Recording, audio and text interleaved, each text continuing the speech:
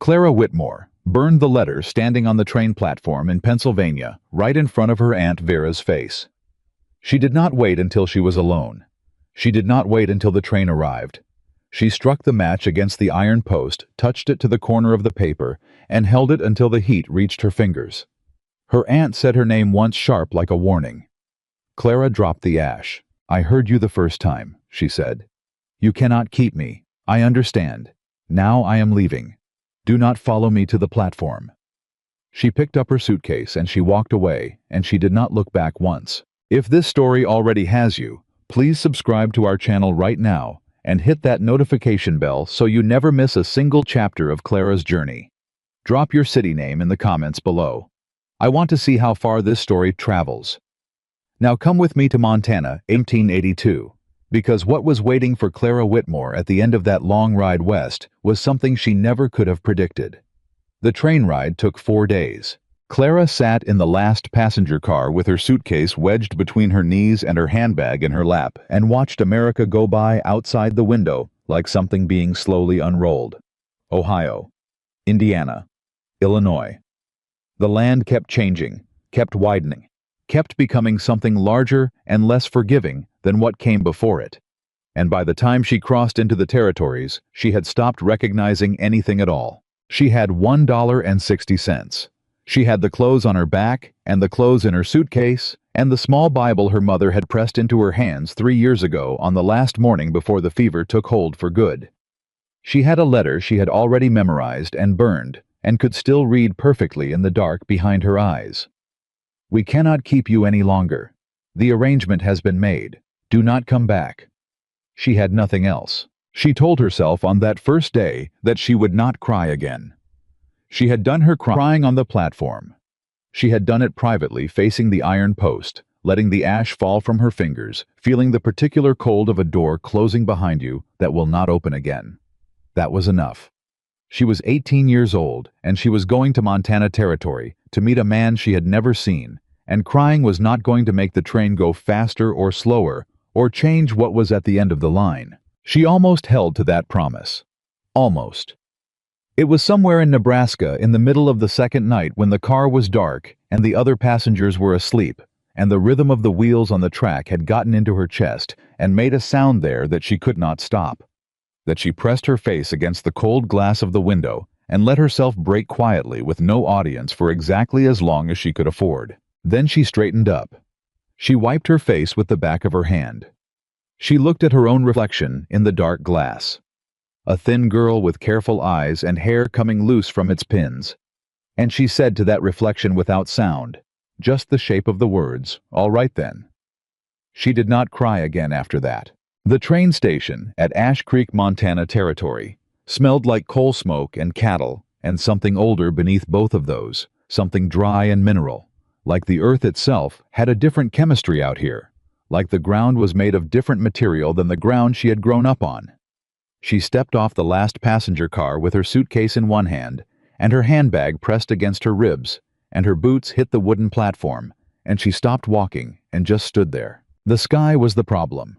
She had not been prepared for the sky. She had grown up under Pennsylvania sky, which was a reasonable human-scaled thing. You could see it in sections between the buildings and the trees and the hills, and it never made you feel like it was going to swallow you.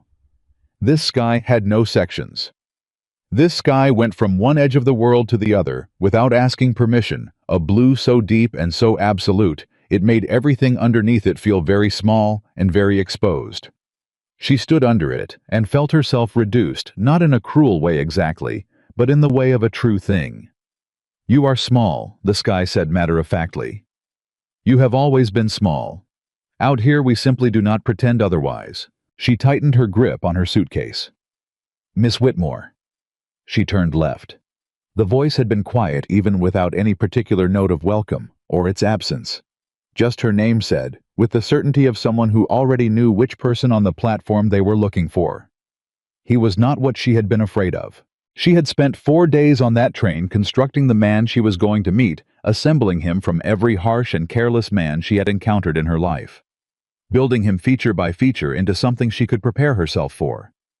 She had prepared for loud, for large, for the particular aggressive hospitality of a man who needed you to know he was doing you a favor. Elias Rowan was none of those things. He was tall, and his tallness was the quiet kind, not the kind that demanded you acknowledge it, just the kind that existed and got on with things. His coat was the color of old pine bark and had been washed many times. His hat had seen considerable weather.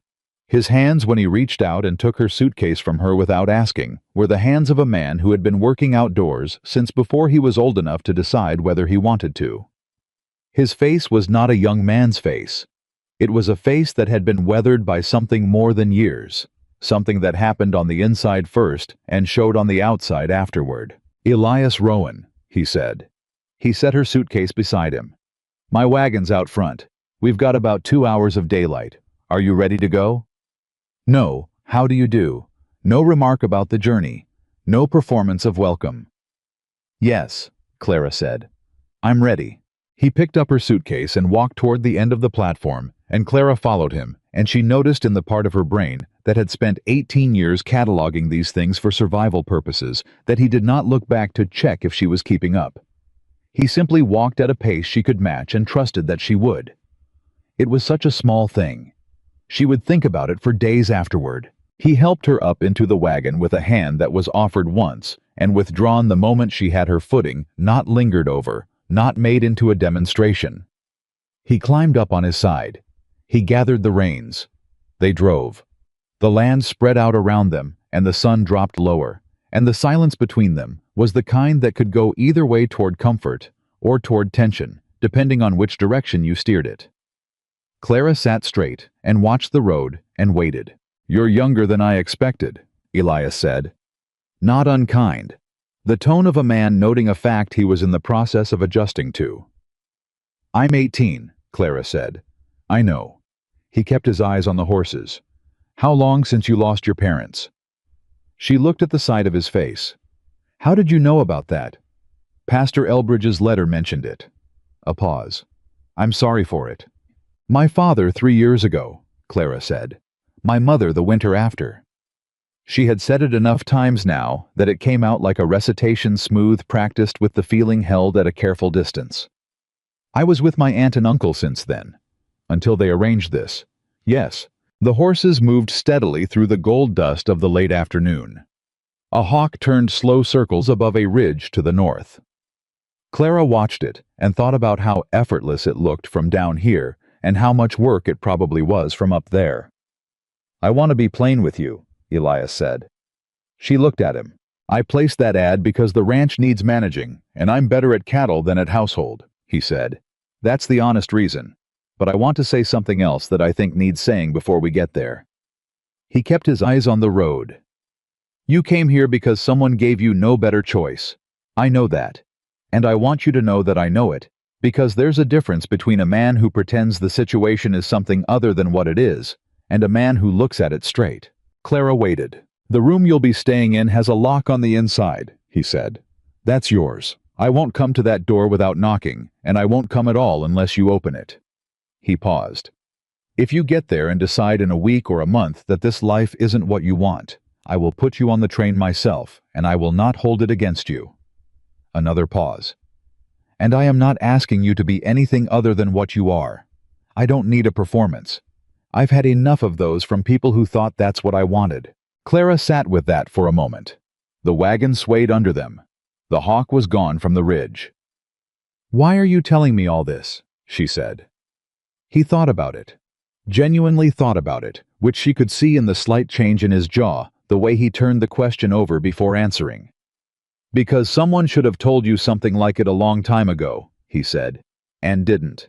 Clara turned her face away toward the open country on her right side, and pressed her lips together hard and looked at the horizon until the brightness in her eyes retreated. She would not cry. She had promised herself that. "All right," she said when she was sure of her voice. "I appreciate you saying it." He nodded once and said nothing more, and they drove the rest of the way in silence, and it was the most bearable silence Clara had occupied in years. The ranch appeared at the end of a long flat road, just as the last light was doing its final work on the hills. The house was 2 stories wood-sided with a covered porch running the full length of the front and 2 rocking chairs that had not been rocked in some time. Behind it, the barn and the corral and the low shapes of outbuildings going dim in the early evening. Everything plain, everything orderly, everything built by someone who cared more about function than appearance.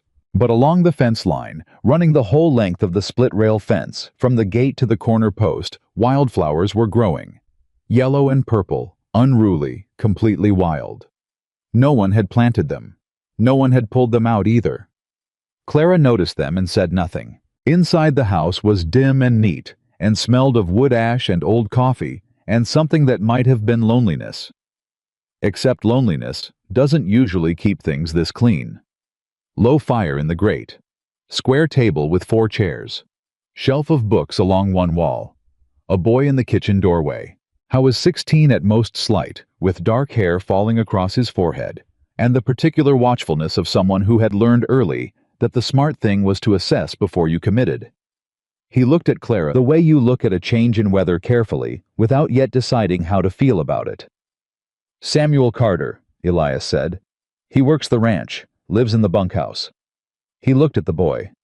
"Samuel, this is Miss Clara Whitmore. She'll be staying." "Ma'am," Samuel said, flat, cautious. "Hello, Samuel," Clara said. He looked at her for another 2 seconds, running whatever calculation he needed to run, and then he turned and went back into the kitchen. The sound of something set on the stove. "He's not much for first impressions," Elias said. "Neither am I," Clara said. "We'll manage." Elias carried her suitcase up the stairs. Plain room. Bed with a white coverlet. Dresser. East-facing window. A lamp on the table beside the bed unlit. A small iron stove in the corner. And on the inside of the door, a brass lock. Simple. Solid. Positioned exactly where your hand would find it in the dark without having to look. Clara stood in the middle of that room after Elias had left and looked at that lock for a long moment. Just looked at it. Then she opened her suitcase. She took out her mother's Bible and set it on the dresser. She took out her second dress and hung it on the hook on the wall. She poured water from the pitcher into the basin and washed the 4 days of train travel off her face and hands. She looked at herself in the small mirror above the dresser, just long enough to say, without words, "All right then," and went downstairs. Samuel's stew was dense and dark and savory, with biscuits that were golden outside and soft inside, and Clara ate every bite of it before she understood what she was doing. She set her spoon down and felt the full quiet weight of it, the specific unfamiliar sensation of having had enough, of not having calculated how much she was allowed, of simply eating until she was done, because there was enough and she was permitted to have it. She sat with that feeling for a moment privately, while Samuel cleared the pot from the stove. "You cook well," she said. He turned from the stove, that watchful look again parsing the sentence for traps. "Ma'am." "The stew is very good," Clara said. "The biscuits, too. You learned from someone." A pause. The careful dignity of someone deciding whether to accept something. "My grandmother," he said, "before she passed." "Mine taught me to bake bread," Clara said. "Before." Samuel looked at her. Something shifted in his expression. Not warmth, not yet, but the specific recognition of a shared language. The before that meant the same thing to both of them. He turned back to the pot and said nothing more, but when he sat back down at his end of the table, he did not pull his chair quite as far away as he had before. Elias watched this exchange from across the table and said nothing. But something in the set of his shoulders changed some long-held thing, releasing quietly like a knot worked loose. After supper, after Samuel had gone to the bunkhouse and the kitchen was clean, Elias poured 2 cups of coffee without asking and set one in front of the empty chair across from him, and Clara understood this as the invitation it was, and sat down. The fire in the grate had gone low and warm. The wind had come up outside and was moving against the house. "Tell me about the ranch," Clara said. "Not the polite version, the real one." He looked at her over his coffee cup. "The real one." "I'll be managing the household. I should know what I'm actually working with." He set the cup down. He thought about it. She could see him deciding how much was honest versus how much was too much for a first night. Then he seemed to make a decision, and he told her the pasture count and which sections needed fencing, the accounts which were careful but not comfortable, the feed costs and the market prices, and the particular problem of the North Creek running lower than usual this time of year. Clara listened and did not interrupt, and at one point got up and found the account book on the shelf behind the stove and opened it on the table between them and asked him to show her where the numbers sat. He stopped talking and looked at the open book and then at her. "You read ledgers," he said. "I kept the books for my uncle's dry goods store for 2 years," she said. "I can read most things." She turned a page. She ran her finger down a column of figures. "Who supplies your lumber?" "Harmon Brothers. Out of—" "You're overpaying," she said, "by a significant amount. The Brennan Mill on the South Road charges 30% less. The woman at the mercantile told me this morning when I asked." He stared at her. "You went to the mercantile this morning?" "I went when you stopped at the post office," she said. "I asked about local suppliers. I thought it was worth knowing." She looked up from the ledger. "Was that wrong?" "No," he said, something in his voice that was not quite surprise and not quite admiration, but was occupying the space between them. "No, that was—" He stopped, shook his head slightly. "I'll look into it." "Your grain storage is also wrong," she said. "The bins are against the north wall. You're losing feed to moisture. I noticed it when I walked through this afternoon. It's a straightforward fix." Howe was quiet for a moment. Then very carefully, as if handling something he did not want to break, "Clara." She looked up. "I placed an ad for someone to manage the household," he said. "I did not expect—" He stopped again, tried once more. "I want you to know that what you're doing right now, the way you think it is, not a small thing." Clara looked at him steadily. "My family told me for years that I thought too much," she said. "That it wasn't becoming. That I should learn to be quieter about it." "Your family was wrong," he said. Flat, no elaboration. Just the fact of it stated plainly and left to stand. Clara looked back down at the account book. She turned another page. Her throat was tight in a way she did not intend to acknowledge. "Show me the north wall bins tomorrow," he said. "First thing." "All right," she said. They stayed at that table with the account book between them for another hour going through figures, and it was the most useful Clara had felt in 3 years, and she did not say that out loud, because she did not yet have the language for it. But she felt it in her hands and in her chest, the particular alive sensation of being taken seriously, of having your mind treated as a tool rather than an inconvenience. When she finally went up to bed, she lay in the dark and listened to the Montana wind, and did not think about the letter or her aunt's face or the 4 days on the train. She thought about the account book. She thought about the grain bins. She thought about what needed doing and how she might do it. She was asleep before she finished the thought. She woke before anyone else. She dressed quietly and went downstairs and made coffee and took a cup out to the porch and stood there in the sharp morning cold and watched the sun come up over the eastern hills, and it came up the way Montana did everything without apology, without gradation, without any of the polite preliminary colors she was used to back east. One moment, the hills were dark shapes against a gray sky. The next, the sun was there completely and entirely there, and the whole world went gold all at once. She stood with her coffee and felt something in her chest that she did not have an immediate name for. Not happiness exactly. Something quieter and more structural than happiness. Something that felt like the first solid ground after a very long time of uncertain footing. She heard the barn door open. Samuel came out into the morning, his collar up against the cold, moving toward the corral, with the purposeful, self-contained efficiency of someone who has a routine they take seriously. He saw her on the porch and stopped. They looked at each other across the yard. "Morning," Clara said. "Ma'am," Samuel said. He started walking again. Then after a few steps without turning around, "Coffee's better with a spoonful of molasses." Clara looked at her cup, looked at the closed kitchen door. "I'll remember that," she said.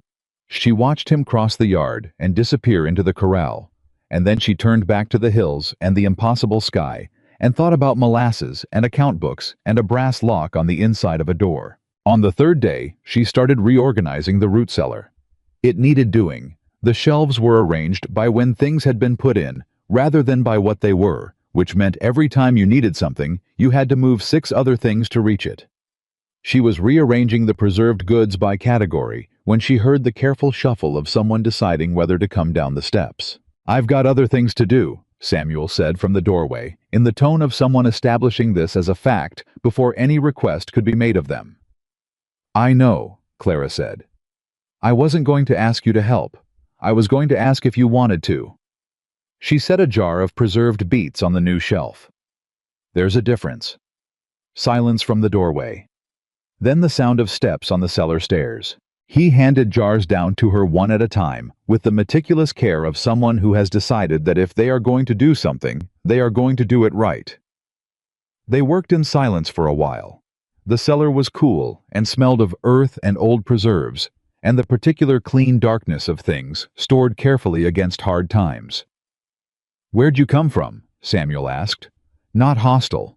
The question of someone filling in a map they needed. "Pennsylvania," Clara said. "Back east." "Why'd you come here?" She set a jar of pickled onions in its place. "My family decided they didn't need me anymore," she said. She said it plainly, without the performance of casualness or the performance of tragedy. Just the words, just the fact. "So they made arrangements to send me west." Silence from Samuel. She glanced at him. He was holding a jar of preserved plums and staring at the middle distance with an expression she had worn herself so many times she could have described it from the inside. "My father left when I was 10, he said, quiet, factual. "Mother took sick. I went to the Perryman farm after that." He set the jar on the shelf. 2 years there." "And then Elias hired you," Clara said. "Yeah." "Is it better?" He considered the question with a seriousness that told her no one had asked him that in a while. "Yeah," he said finally. "It's better." They finished the cellar in companionable quiet. When they came back up into the afternoon light, Samuel did not retreat to his careful distance. He stayed. He showed her where the tools were kept without being asked. He told her which horses were temperamental, and which were reliable, and which one had a habit of leaning his full weight against you when he wanted attention, which looked affectionate, but had knocked Samuel flat twice. She laughed at that, genuinely without thinking about it first. Samuel looked at her laugh with the expression of someone who had expected something different and was revising. Not smiling, not yet, but something in the vicinity of it. She did not tell him she saw herself in him. She did not say anything about shared experience or mutual understanding. She just worked alongside him and treated his thoughts as worth hearing, and his knowledge of the horses as the real expertise that it was, and she let that be enough because sometimes enough is the right amount. It was on the 6th day that she heard the name Caleb Whitlock, and everything in Ash Creek rearranged itself into a different shape. She had gone into town with Elias for a feed order and post office, and the small, relentless errands that a working ranch generates. The town was modest: one main street, a hotel, a saloon, 2 churches positioned at opposite ends, as if keeping watch on each other, a school that doubled as a meeting hall. People looked at her. She had expected that. She was new. But some of the looking had a quality to it. A sideways assessment. The particular angle of people who have already formed an opinion and are simply looking for evidence to confirm it. At the feed store, while Elias spoke with the man at the counter, Clara moved along the side wall, checking the delivery weights against her purchase order. A woman came in through the back, perhaps 45, with a tight, composed face and the particular hat of someone who considers themselves better positioned than their circumstances strictly warrant. She stopped when she saw Clara. Her expression did something small and closed. "So you're the Eastern girl," she said. "I suppose I am," Clara said pleasantly, still checking her figures. "Came out here to marry Elias Rowan." "I came out here to see about the possibility," Clara said. "We're taking our time." The woman made a sound. She moved to the counter and spoke in a low voice to the woman there, and Clara heard, designed to be heard. She thought came west looking for money, and poor Elias doesn't know what he's let through his door. The familiar heat rose in Clara's chest. The specific burn of being talked about by people who had made up their minds before you had said 10 words. She finished her check of the purchase order. She walked to the counter and waited for the man there to acknowledge her, and when he did, she asked him clearly, and without hostility, to confirm that the delivery weights matched what was ordered because she had found 2 discrepancies. She read the numbers from her paper. He checked his records. He confirmed the discrepancies. He adjusted the invoice. She thanked him and walked out. The woman with the tight hat was still at the counter, outside. Elias was waiting. He looked at her face, and she had the sense that Elias Rowan was someone who could read weather in the sky and in people with the practiced accuracy of a man whose survival had depended on both. "Mary Grange," he said before she could speak. Clara looked at him. "You knew she'd be in there." "I suspected. She makes a habit of being where things are happening." He untied the wagon reins. "She is married to the ranch manager of a man named Caleb Whitlock." "And who," Clara said, "is Caleb Whitlock?" Elias did not answer immediately. He looked down the main street in the direction of the far end, where a particularly substantial building sat with the settled permanence of something that intended to be there for a very long time. "He owns most of what isn't spoken for in this valley," Elias said. "The biggest spread between here and the river. Interests in the mill, the bank, the hotel." He paused. "He has wanted my land for 8 years. Why specifically yours?" "My land sits between his north range and the creek." His voice was even controlled the voice of someone who had said this to himself many times and had decided not to be frightened by it. "Whoever controls that water access controls this whole stretch of the valley. And he hasn't gotten it." "He has made offers," Elias said. "I have not accepted them." Clara looked at the building at the end of the street. It had a second-floor window that faced east-faced. She realized the length of the entire main street, including the train station at the near end. A window positioned to see everything that arrived. "He watched me come in this morning," she said. It was not a question. Elias was quiet for a moment. "Probably. He'll find out I came from nothing," Clara said. She was thinking through it cleanly, following the logic the way she followed figures in a ledger. "No family, no money, no connections. Someone in a position like his, he'll see that as something to use." "Yes," Elias said. "Against you specifically." "Yes." "Because you didn't sell him your land." "Yes." Clara turned away from the building at the end of the street. She climbed up into the wagon. She arranged her skirts and set her handbag in her lap and looked straight ahead, down the road that led back to the ranch. Then we should make sure," she said, "that there is nothing there for him to use." Elias got up on his side of the wagon. He took the reins. He sat there for a moment without clicking the horses forward. "Clara," he said. She looked at him. "You've been here 6 days," he said. "I know." "And you're already—" He stopped. Something moved across his face. "I need you to understand that I did not bring you here to put you in the middle of something dangerous." "I know that too," Clara said. "But I'm in it regardless. That's how these things work." She looked at him steadily.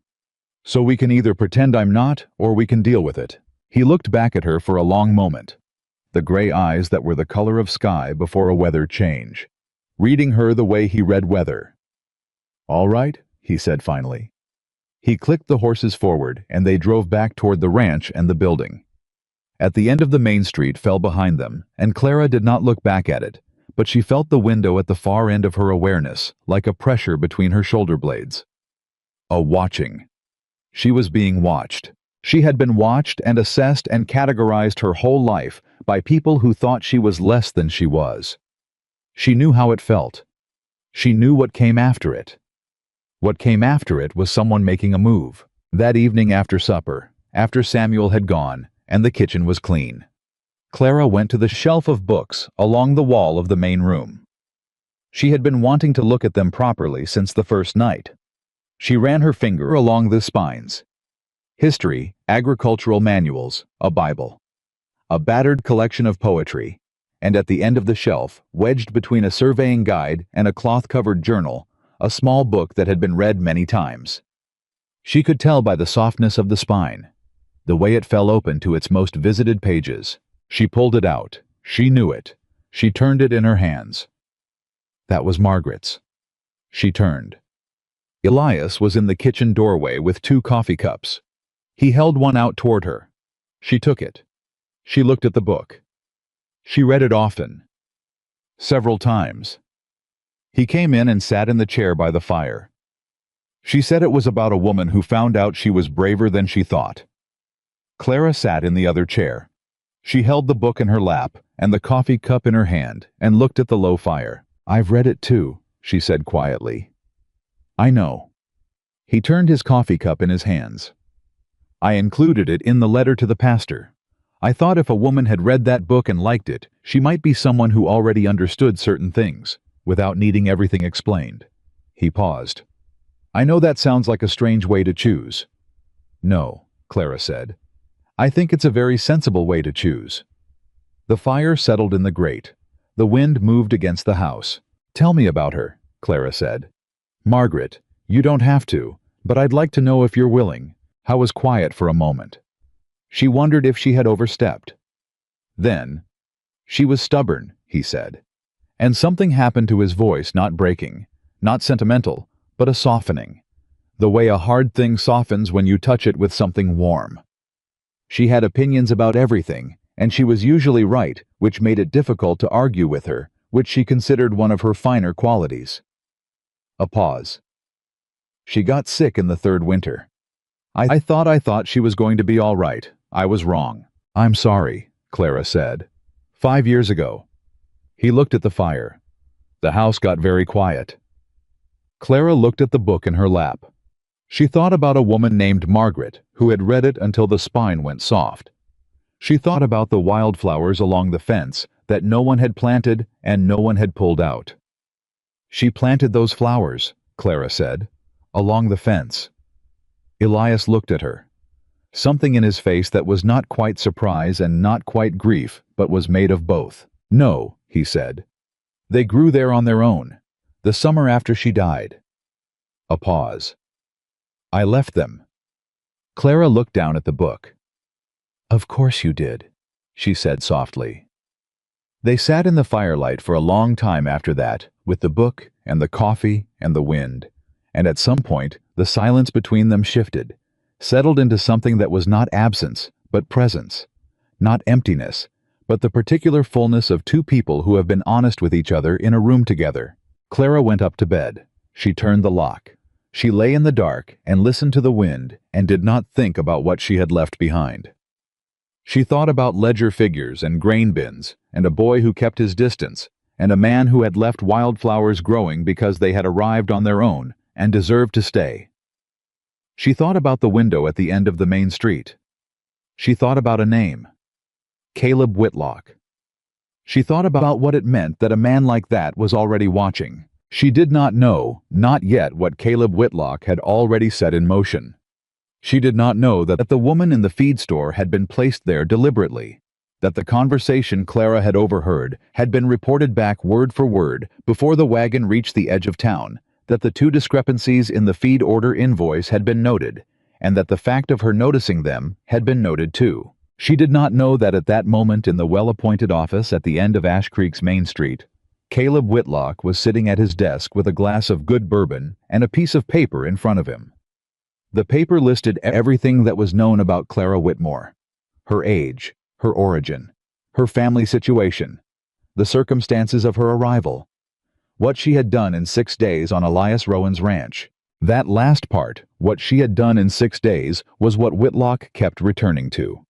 He read it again.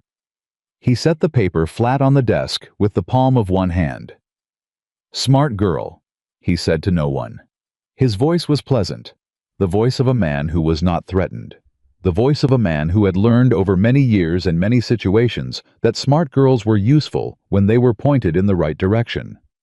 And in the right circumstances, they were also useful when they were broken. He picked up his pen. He began to write. Outside his window, Ash Creek went about its evening business, and down at the other end of the main street, the train station stood empty under the stars, waiting for the next thing to arrive from somewhere else. And on the ranch 2 miles out of town, Clara Whitmore slept the deep and dreamless sleep of someone who had, for the first time in years, nothing left to lose. She did not yet know how quickly that could change. She found the discrepancy on a Tuesday morning, and it nearly cost Elias everything before the real fight had even begun. Clara had been at the ranch 9 days when she went back through the account book, not because Elias had asked her to, but because something in the numbers had been sitting wrong at the back of her mind since their first evening at the table together. The way a sound you cannot quite identify keeps pulling your attention back. She sat at the kitchen table before dawn with the book open and a pencil in her hand and went through every page from the beginning, column by column, figure by figure. By the time the sun was fully up, she had found it. She sat back in her chair and looked at what she had found for a long moment. Then she got up and went to the barn. Elias was working on a section of harness that had cracked along the stitching. He heard her come in and looked up, and something in her face made him set the harness down. "What is it?" he said. "Your land tax payment from 3 years ago," Clara said. "Show me the receipt." He looked at her steadily. "Why?" "Because the amount recorded in your ledger and the amount that would have been assessed based on the acreage don't match," she said. "By $43, which is not a rounding error." I was very still for a moment. Then he went to the back of the barn, where he kept a locked box on a high shelf, and he brought it down and opened it and went through the papers inside with the careful speed of a man who had not looked at these documents in some time. He found the receipt. He handed it to her. Clara looked at it. "This receipt is for the correct amount," she said. "The amount that should have been paid. But the amount recorded as paid in your ledger is $43 less." She looked up. "Elias, who kept your books before I came?" I took the receipt back. He looked at it.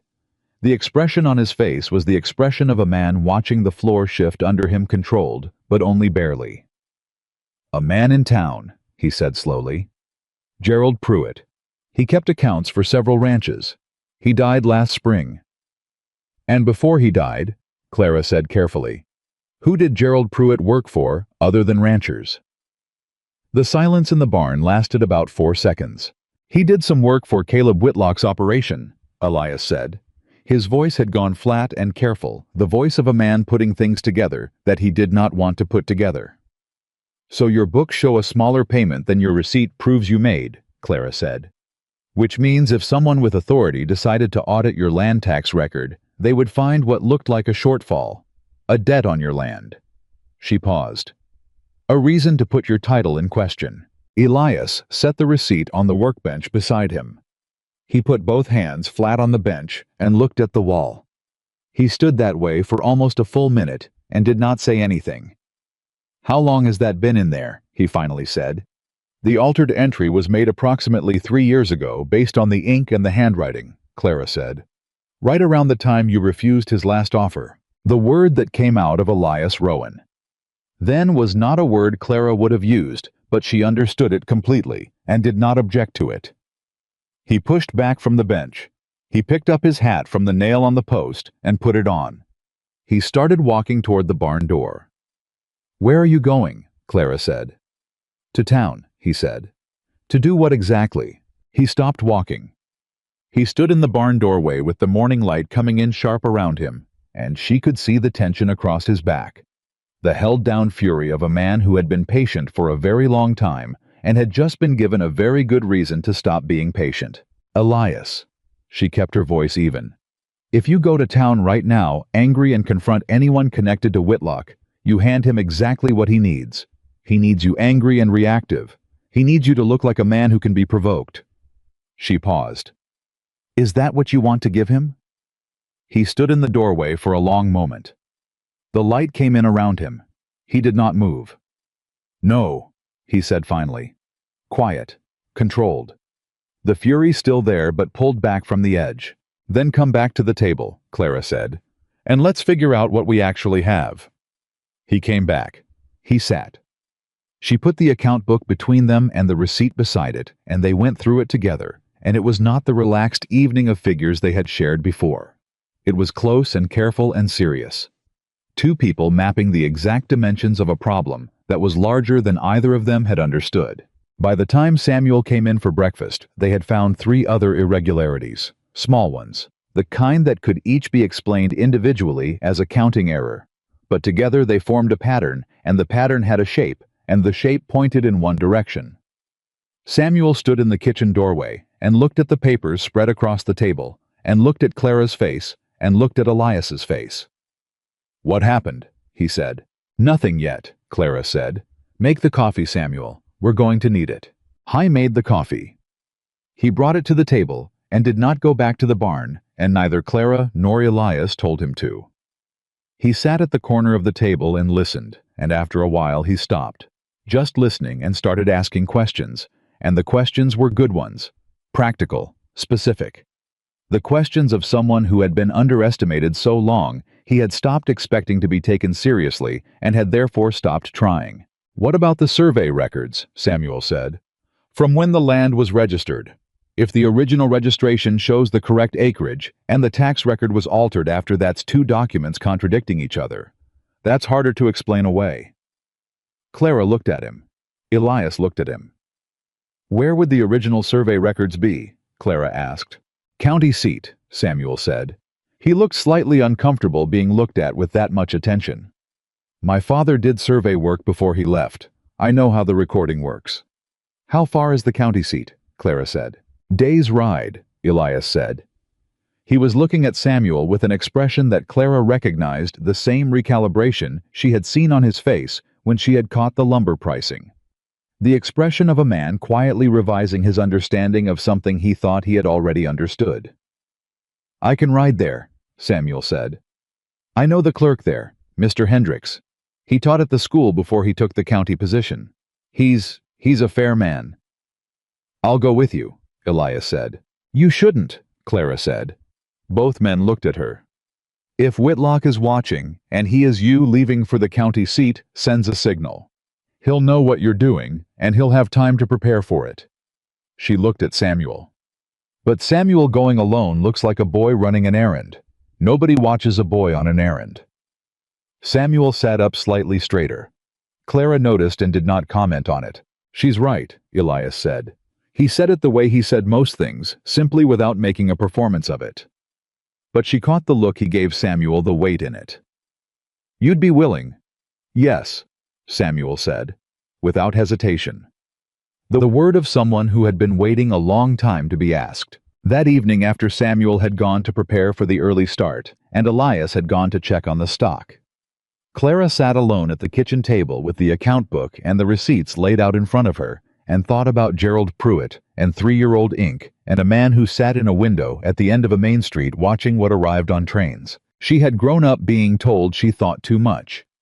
She had grown up being told that her mind was an inconvenience, that a woman who calculated things was somehow taking something away from the people around her, that the right posture was to know less and take up less and require less from any given room. She thought about what Caleb Whitlock expected of her. He expected nothing. She was 18 years old. She had come from nothing. She had no family and no connections, and he had had 6 days to decide that she was a variable he could account for without much effort. A frightened girl who had come west on a marriage arrangement. A person of no particular consequence. She closed the account book. She set her hand flat on top of it. She thought about what it meant to be underestimated by a man like that, and she thought about it for a long time, and she came to a conclusion that surprised her with its clarity. It was an advantage, only if she used it right. But it was an advantage. She was still sitting there when Elias came back in from the stock check. He looked at her at the table with her hand on the account book and her face doing whatever it was doing. "You figured something out," he said. "Maybe," she said. "Sit down." He sat. "He thinks I'm nothing," she said. "He's had people watching since I arrived, and what they've seen is a girl who came from nowhere, who checks invoice figures and reorganizes sellers and has long conversations with your hired boy. He does not see me as a threat. He sees me as a detail." She paused. "That means I can move without him knowing I'm moving." Elias looked at her steadily. "Move how? I'm going to go through every record in this house," she said. "Everything Margaret kept, everything you've kept, anything connected to the land or the water rights, or any dealings with anyone in this valley going back as far as I can find. And I'm going to do it quietly. And I'm going to do it while he is watching you and waiting for you to make a move that he can use." She watched Elias's face as she said it. She watched the thing that moved across it, not quite fear and not quite relief, but something made of both the expression of a man who has been fighting alone for a long time and has just heard footsteps coming from a direction he did not expect. "Clara," he said. "I'm not asking permission," she said quietly. "I'm telling you what I'm going to do, because I think it needs doing, and I think I can do it. But I want you to know." A long quiet. "Why?" he said. "Why do you want to do this? You've been here 9 days. This is not your fight." She looked at him. "Someone did an unfair thing to you," she said. "They did it quietly and carefully, and they counted on nobody ever looking close enough to see it. I am very good at looking close." She paused. "And I think it is possible that I have been waiting my whole life for someone to give me a problem worth solving." Elias looked at her for a long moment. The gray eyes, the stillness. "All right," he said. The same 2 words he had said to her on the road back from Ash Creek. She was starting to understand them as his particular form of trust, not effusive, not performed, but solid. Weight-bearing. "One more thing," she said. "What? Show me where Margaret kept her personal papers." Something crossed his face. "Why?" "Because she was on this land before you," Clara said gently. "And she was clearly a woman who paid attention. And I have a feeling she noticed things." Howe was quiet for a moment.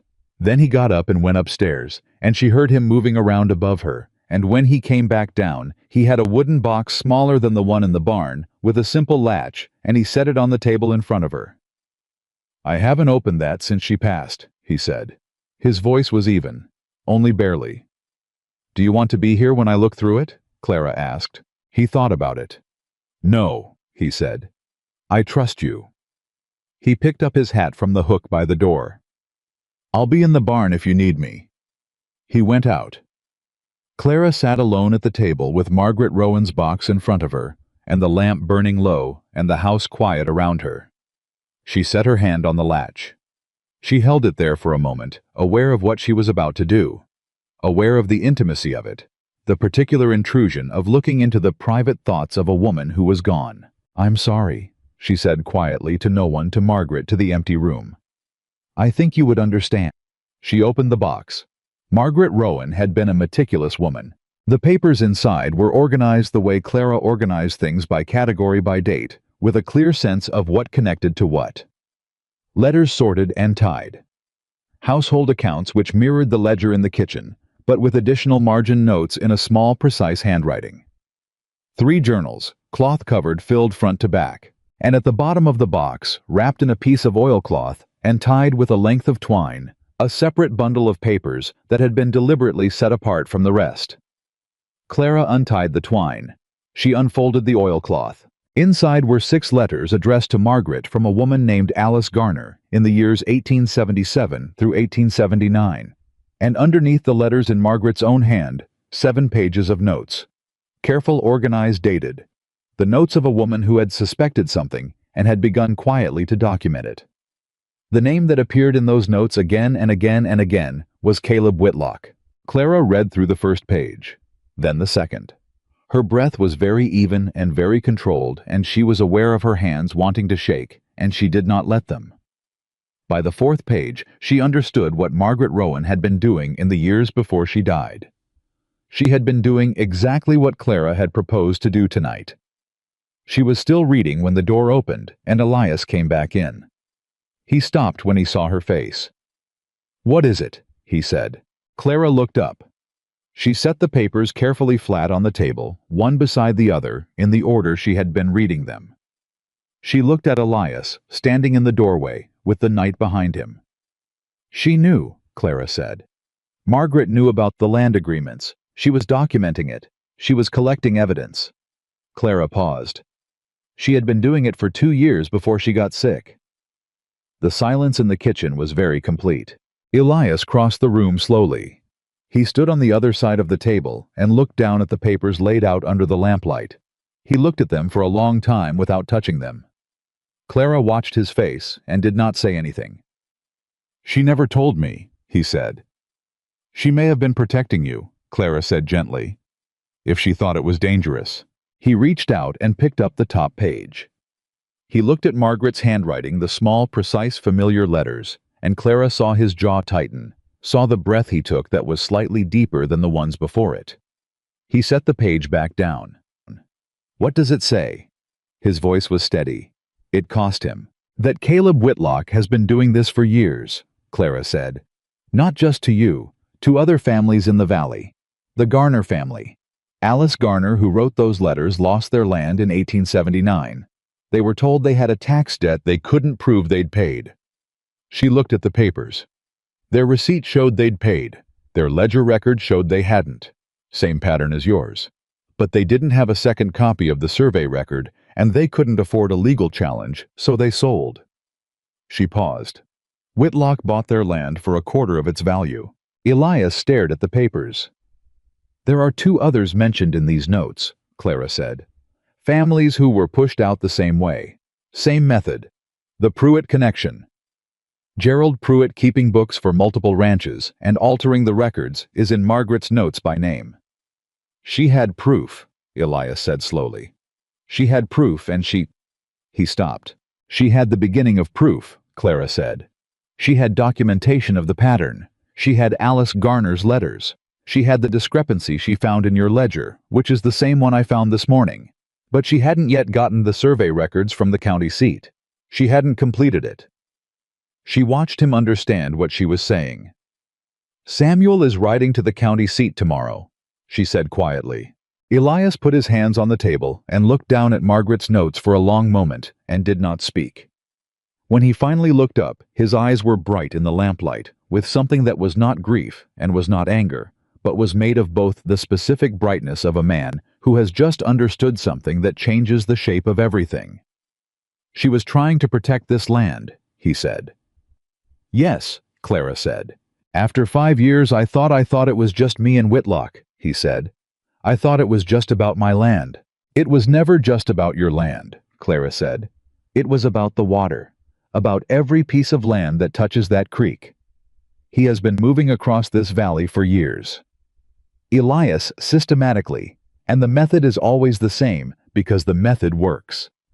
Because people are afraid to look too closely at things in writing, and because a man with money can make a discrepancy in a ledger look like a debt, and because most people cannot afford to fight a man with that much reach." She paused. "But Margaret knew. And now we know. And Samuel is going to the county seat tomorrow." Elias straightened up. He picked up his hat from the table where he had set it and turned it in his hands, the slow, deliberate motion of a man making a decision. "This is more than I brought you into," he said. "I need you to know that." "I know it," Clara said. "You don't have to." "Elias."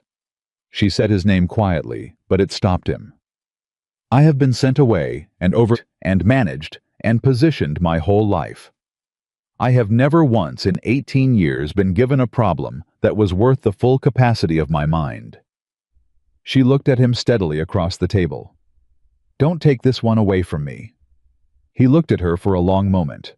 "All right," he said, the third time. Each time it meant something slightly different. This time it meant something that felt close to partnership, and Clara recognized it, and she did not look away from it. Samuel left before dawn the next morning on the fastest horse in the corral with a list of what to look for, written in Clara's handwriting on a folded piece of paper in his breast pocket. He had not said much the night before when they explained it to him. He had listened carefully, asked 2 precise questions, and then gone to the bunkhouse and prepared his gear. At the door before he left, he had stopped and looked at Clara. "She kept those papers for 2 years, he said. "Mrs. Rowan." "Yes," Clara said. "She didn't tell anyone." "No." He thought about that. "That must have been hard," he said, "carrying that alone." "I think it was," Clara said. Samuel looked at her for a moment. Then he nodded the nod of someone absorbing something that had rearranged the shape of things for them, and he went out. Clara stood at the kitchen window and watched him ride out into the pre-dawn darkness, and felt something in her chest that was partly fear and partly pride, and partly something she did not yet have a word for. She stood there until he was gone, and the yard was empty. "He'll be all right," Elias said behind her. "I know," she said. "He's more capable than anyone gives him credit for." "I know he is," Elias said quietly. "I have known it for a while." She turned from the window.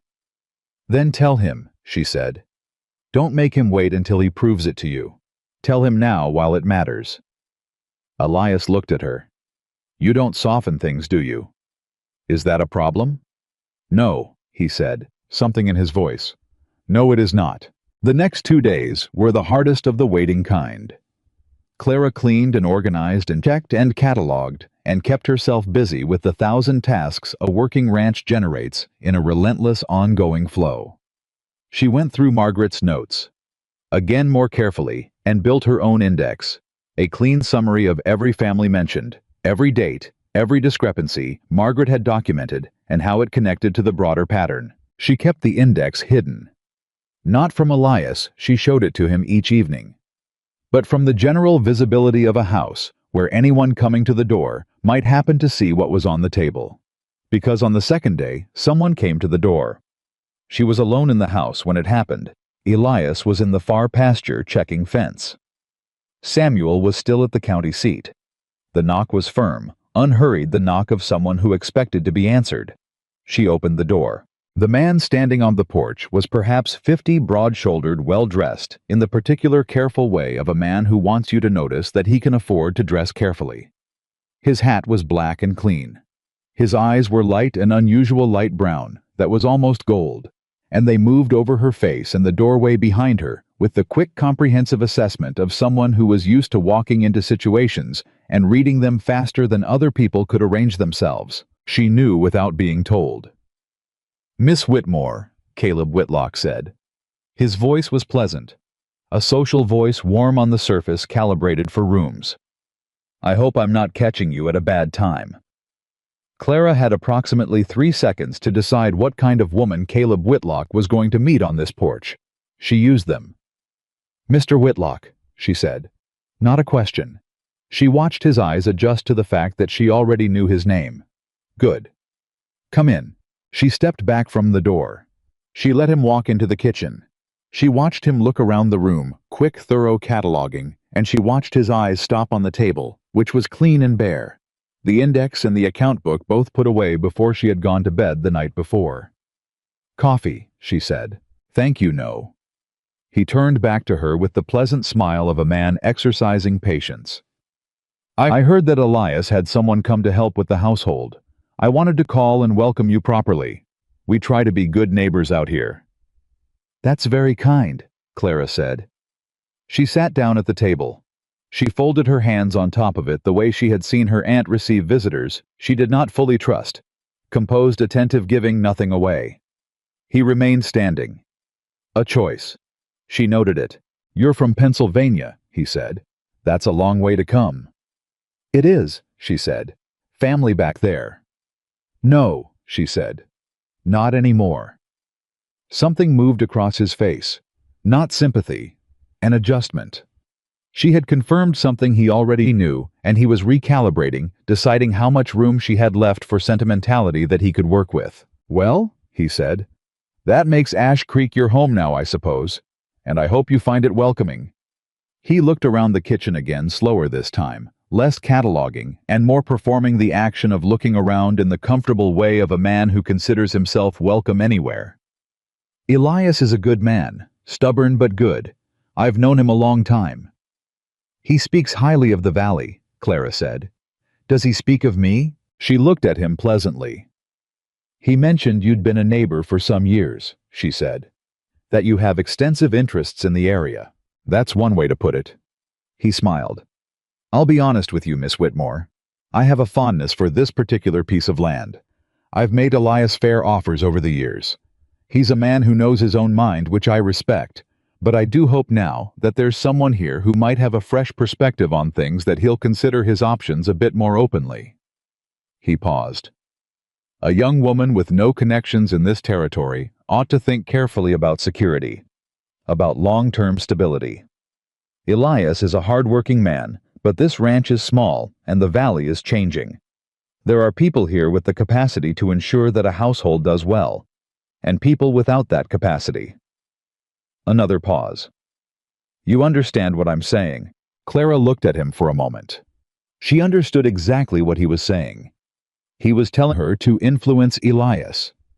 He was telling her that cooperation had rewards, and that the alternative was a slowly applied pressure that a small ranch with altered tax records could not ultimately withstand. He was doing it politely with a social voice and a pleasant face, and he was doing it to a girl he was certain had no idea what she was walking into. I appreciate your candor, Clara said. Her voice was even and warm and gave away nothing. It's always good to understand a community's landscape. I'm still learning mine. She stood. I'll let Elias know you called. He looked at her, the gold eyes assessing. He had expected she could see it in the brief adjustment of his expression, either fear or flattery, or both. He had not expected this particular quality of composed nothing. Of course, he said. He picked up his hat. It was a pleasure to meet you, Miss Whitmore. And you? She said. She walked him to the door. She watched him cross the yard to his horse. She watched him mount and turn the horse toward the road and pause for just a moment, just long enough to look back at the house. She was standing in the doorway, visible, composed, watching him go. He turned the horse and rode. Clara stood in the doorway until the sound of hoofbeats was gone entirely. Then she walked back into the kitchen. She sat down at the table. She pressed her hands flat on the table surface, and she let the controlled steadiness drop for exactly 30 seconds. Felt the fear that had been running underneath the entire conversation, the awareness of what she had just walked up to the edge of, and then she picked it back up and put it away. She got up. She retrieved the index from where she had hidden it behind the stacked preserves on the highest shelf. She sat back down. She picked up her pencil. She wrote at the top of a new page. He came in person. He did not send someone. That means he is not yet concerned enough to be indirect. He thinks this can be resolved quietly. That is his mistake. She underlined his mistake. She was still writing when she heard hoofbeats in the yard an hour later, and looked up to see Samuel riding in through the gate, dusty and tired, and sitting straight in the saddle. She was on the porch before he had fully dismounted. "Did you find them?" she said. He reached into his coat and pulled out a folded document and held it out to her. His hand was steady, and his face was trying to be neutral and not entirely succeeding. "The original survey record," he said. "Mr. Hendricks gave me a certified copy. He said—" Samuel paused. Something moved through his expression. He said he'd been wondering when someone was going to come asking about this particular parcel. He said a man came 6 months ago trying to access the original, and he'd turned him away because the request wasn't properly filed. He looked at her. He knew something was wrong. He's been waiting. Clara took the document. She unfolded it. She read it. She looked at the acreage figure at the top of the page, matched it in her mind, against the account ledger and the tax record, and the altered entry, and the connection closed like a lock clicking home. "Go get Elias," she said. Samuel was already moving. That evening, the three of them sat at the kitchen table with the certified survey record, and Margaret's notes, and the account ledger, and the receipts, and Clara's index spread between them, and Clara walked them through it, piece by piece, connection by connection, the way it all fit together into a pattern that was clear and documented and provable. When she finished, the kitchen was very quiet. Elias sat looking at the papers. He had not spoken for several minutes. Samuel was watching him with the particular attention of someone waiting to take their direction from the steadiness or unsteadiness of a man they trusted. "He came here today," Elias said finally. Not a question. Clara had already told him. "Yes," she said. "What did he say exactly?" She told him. All of it precisely, including the pauses and the adjustments in Whitlock's expression, and what she had read in them. Elias listened without interrupting. When she finished, he was quiet again for a moment. "He thinks he can pressure you," he said. "He thinks I'm someone who can be pressured," Clara said. "That's different." Elias looked at her across the table. "And can you—" She met his eyes. "I grew up being managed by people who thought they knew better than me," she said. I learned a long time ago how to let someone think they're succeeding at that while I do something else entirely. Something moved across his face. That is a harder thing to learn than most people realize, he said quietly. Yes, she said. It is. Samuel had been sitting very still through all of this, looking at the papers on the table. He looked up now. What do we do next? He asked. Clara looked at the papers. She thought about the other families in Margaret's notes. The Garners. The others who had been pushed out. She thought about Alice Garner writing letters to a woman she trusted. Letters that had ended up in a wooden box at the bottom of a set of stairs, because the woman who received them had gotten sick before she could finish what she had started. We finish what Margaret started, she said. Neither Elias nor Samuel said anything for a moment. Then Elias reached across the table and set his hand flat beside the survey record, not touching it, not touching her, just setting his hand down in the space between them as a kind of declaration. This, here, we proceed. All right, he said. Outside, the Montana wind was moving through the valley, pushing cold air off the hills and down across the flatland. And somewhere at the other end of the main street of Ash Creek, in a well-appointed office that smelled of good tobacco, a man who had never once in his adult life been seriously opposed was sitting at his desk, doing his careful work, certain that the frightened girl from Pennsylvania was exactly what she appeared to be. He had no idea, and that Clara Whitmore had decided was the most important thing she had. Samuel found the second set of books on a Wednesday, and everything they thought they understood about Caleb Whitlock became suddenly terrifyingly small. He had ridden back to the county seat 3 days after the first trip, this time with a more specific list and a letter from Elias authorizing him to request additional land registration records for properties adjacent to the Rowan parcel. Mr. Hendricks, the county clerk, who had been waiting for someone to come asking, had gone further than Samuel expected. He had pulled records not just for the Rowan land, but for every parcel transfer in the valley over the previous decade. And he had stacked them on the counter and looked at Samuel over his spectacles and said quietly, "You take careful notes, young man. And you tell whoever sent you that there are more people in this county who have been waiting for someone to look at this than they might imagine." Samuel came back with 6 pages of notes in his own hand, and a face that was very controlled in the way faces get when they are controlling something large. He spread the notes on the kitchen table without saying anything. He waited for Clara to read them. She read them. She read them twice. Then she sat back in her chair and looked at the ceiling for a moment, which was something Elias had never seen her do before, and he understood from that single uncharacteristic gesture that what was on those pages was worse than what they had already known. "Tell me," he said. Clara looked back down at the notes. "It's not 8 years," she said. "It's 15. And it's not just the water access ranches. It's the mill, the hotel, the bank, every significant piece of Ash Creek's commercial center." She paused. Whitlock didn't build an empire by being successful at ranching Elias. He built it by taking things that already existed and belonged to other people and finding legal mechanisms to transfer ownership. "The land tax scheme," Elias said. "That's one mechanism, but there are others." She pointed to a section of Samuel's notes. 3 properties transferred through debt instruments that were called in simultaneously, 3 families who had borrowed from the same private lending source, all called within the same 60-day window, which made it impossible for any of them to refinance or negotiate separately. They had to sell fast. "Who bought P. Whitlock?" Samuel said. 2 others transferred through disputed boundary surveys. The original survey records altered new surveys, commissioned by a surveyor who worked exclusively for Whitlock's interests. Boundary lines redrawn to show the neighboring property, encroaching on land Whitlock had already purchased. She looked up. "And 1 property, the Garner property that Margaret documented, transferred through exactly the mechanism they used on you. Altered tax record, manufactured debt sale under duress." Elias was very still. 15 years, he said. "At least," Clara said. "These are only the records Mr. Hendricks could pull. There may be more." "How many families?" Elias asked. Clara looked at the notes. 11, she said. "That we can document." The word sat in the kitchen like something physical. 11 families.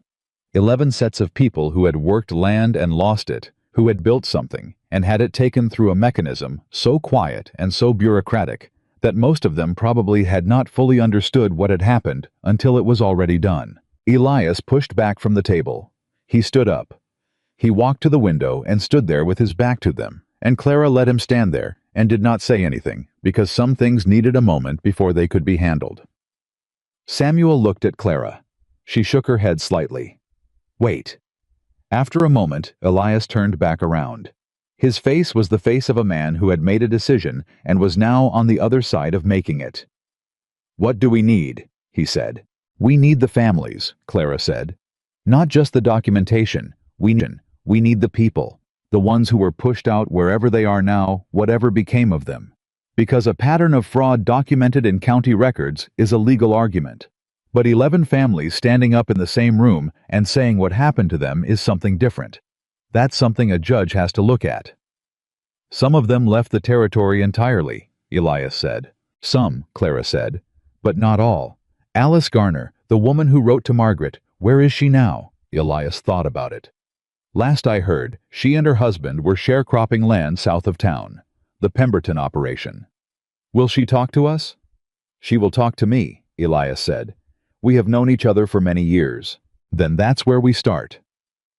Clara began organizing the notes into a stack, aligning the edges the way she always did when she was moving from analysis to action. We start with Alice Garner. We find out which of the other families are still in the territory.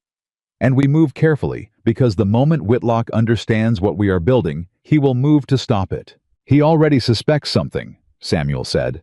Both of them looked at him. The man he sent to check the fence line on the north pasture 2 days ago, I don't think he was checking the fence. Clara went very still. What man? Right, Samuel said. Came along the north fence line slow like he was looking for brakes. But he wasn't looking at the fence. He was looking at the house. He paused. I recognize the horse. It belongs to Wade Colton. Colton works for Whitlock. The three of them looked at each other across the table. How long ago? Clara said. 2 days, Samuel said. I didn't say anything because I wasn't sure. But after what you just read out, I'm sure now. Clara looked at Elias. We have less time than I thought. How much less? He said. I don't know. But we can't wait to find out. She stood. Can you get to Alice Garner today? I can leave within the hour, Elias said. Take the south road, not the main road. He nodded. He was already moving toward the door. Elias. He stopped. She picked up the survey record and Margaret's notes and held them out. Take copies of these. Leave the originals here hidden. If something goes wrong and you can't get back, Alice Garner needs to understand what she's looking at. He took the papers. He looked at her for a moment, the steady gray eyes doing their reading weather work.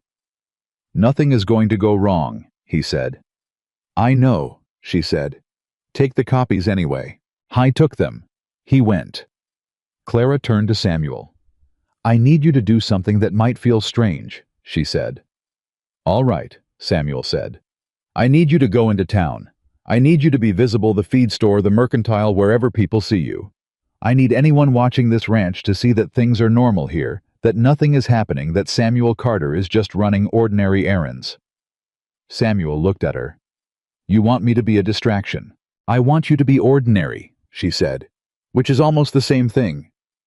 He thought about it, and, with the careful dignity she had come to recognize in him, the dignity of someone who had been overlooked long enough to understand its strategic uses.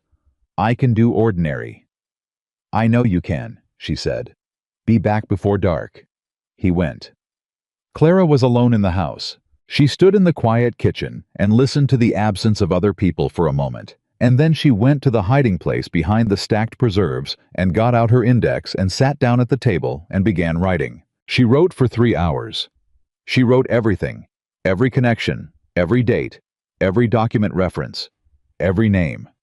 The whole shape of what they had found, laid out in the clearest language she could manage. She wrote it as if she were writing it for a judge who knew nothing about Ash Creek or Caleb Whitlock or a girl from Pennsylvania who had come west on a marriage arrangement and found something entirely different from what she expected. She wrote it to be understood by someone who had no reason to believe her and would need the logic to be airtight. She was on the 4th page when she heard the horse in the yard. She did not panic. She moved. She put the pages in the hiding place. She set a pot of water on the stove. She was standing at the stove, stirring nothing in particular, when the knock came at the door. It was not Whitlock this time. The man on the porch was younger, perhaps 30, with a deputy's badge on his coat and an expression that was trying to be neutral and not entirely succeeding.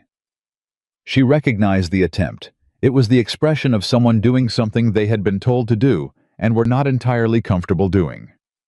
"Miss Whitmore," he said. "Yes," she said. "Deputy Aldous Cole. I need to speak with Mr. Rowan." "He's not here at the moment," Clara said. "Can I help you?"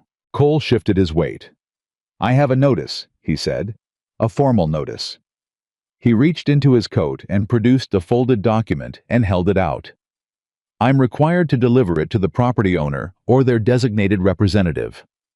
Clara took it. She unfolded it. She read it. It was a notice of tax assessment review. Formal language, official seal. It stated that the county tax records for the Rowan parcel had been flagged for discrepancy review and that a formal audit would be conducted within 30 days, during which time any contested claim on the property would be held in abeyance pending resolution. Pending resolution. She knew what that meant. 30 days of legal uncertainty during which Elias could not sell, could not borrow against the land, could not do anything with the property that required a clear title.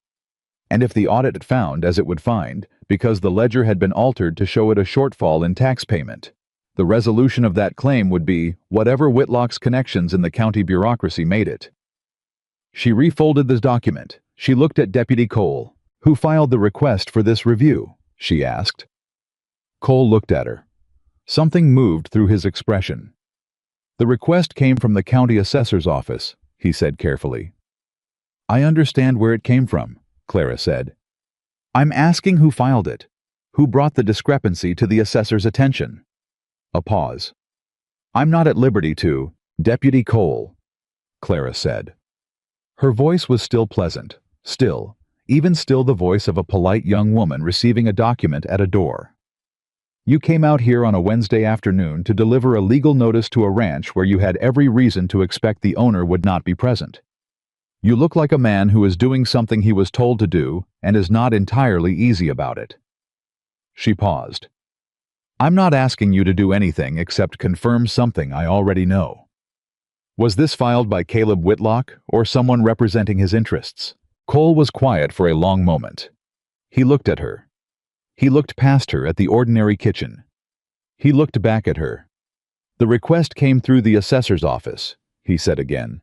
But something in his voice had changed, a slight flatness that was not quite confirmation and was not quite denial, but was the sound of a man choosing his words with extra precision, because the truthful answer was the one he was not supposed to give. "Thank you," Clara said. "I'll make sure Mr. Rowan receives this." Cole nodded. He turned to go. Then he stopped his back to her and stood still for a moment. "Miss Whitmore," he said without turning around. His voice was low. "There's a man named Hendricks at the county seat." Clara waited. "He keeps good records," Cole said. "He's been keeping them for a long time." Another pause. 30 days is enough time if a person knows what they're doing. He walked to his horse. He mounted. He rode out of the yard at a steady pace, not hurrying, looking straight ahead.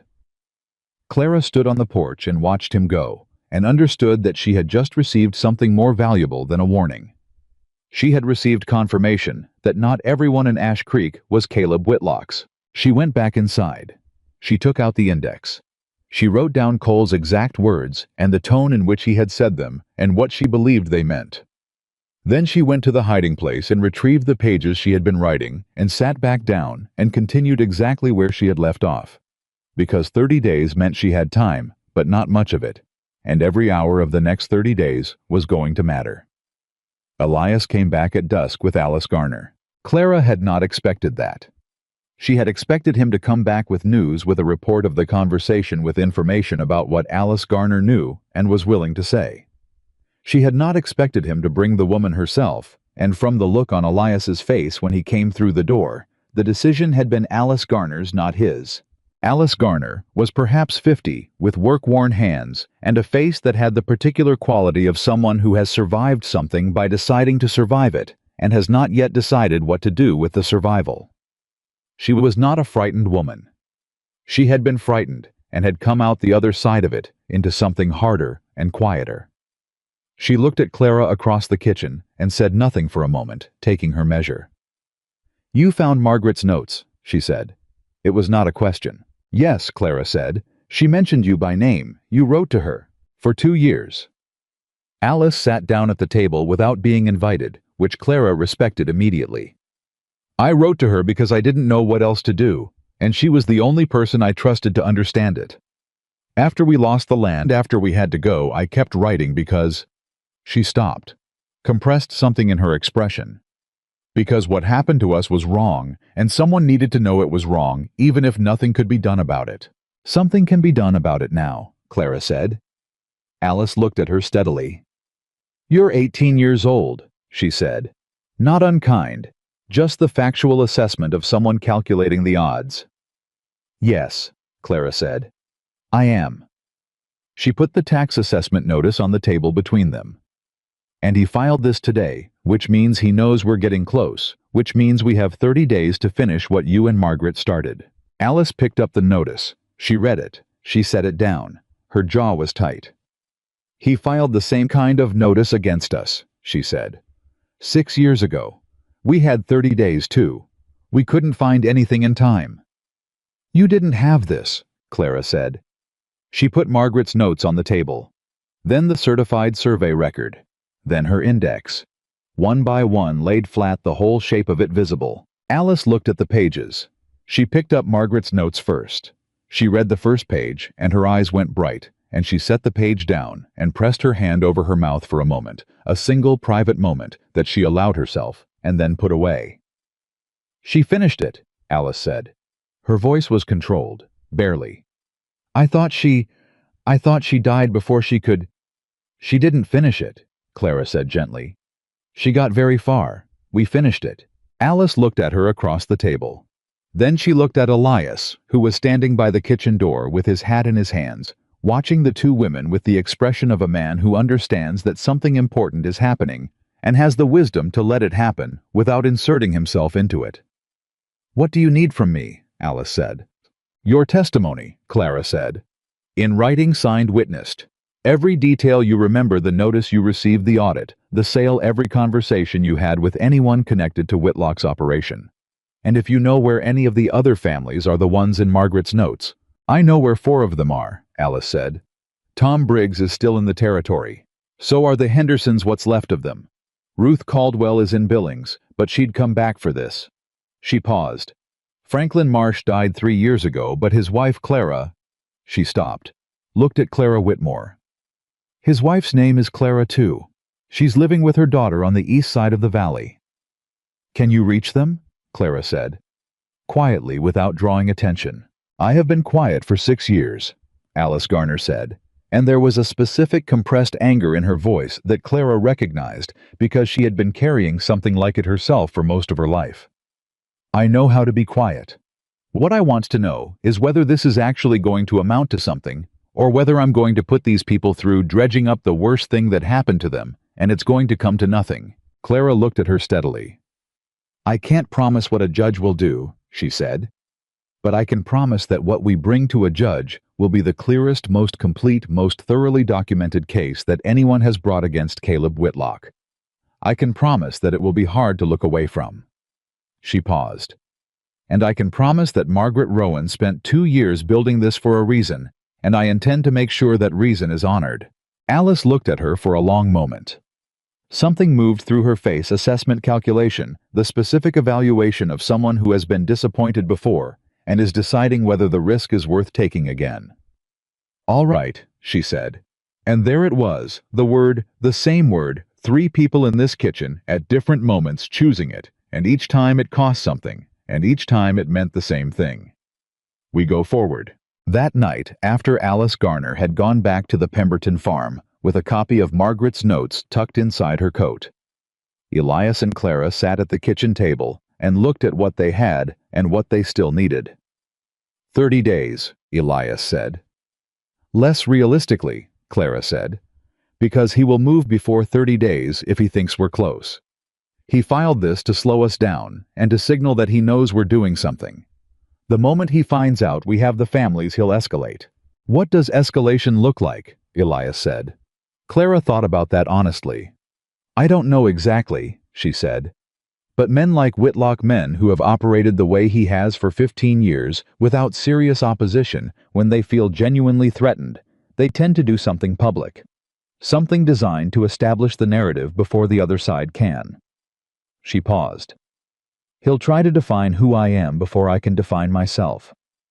Meaning he'll go after you specifically. He already is, she said. The woman in the feed store was the beginning. The visit here was the middle. Whatever comes next is the part designed to make people stop listening to me before they hear what I have to say. Elias was quiet for a moment. I won't let him do that, he said. Flat. Final. You can't stop him from saying things, Clara said.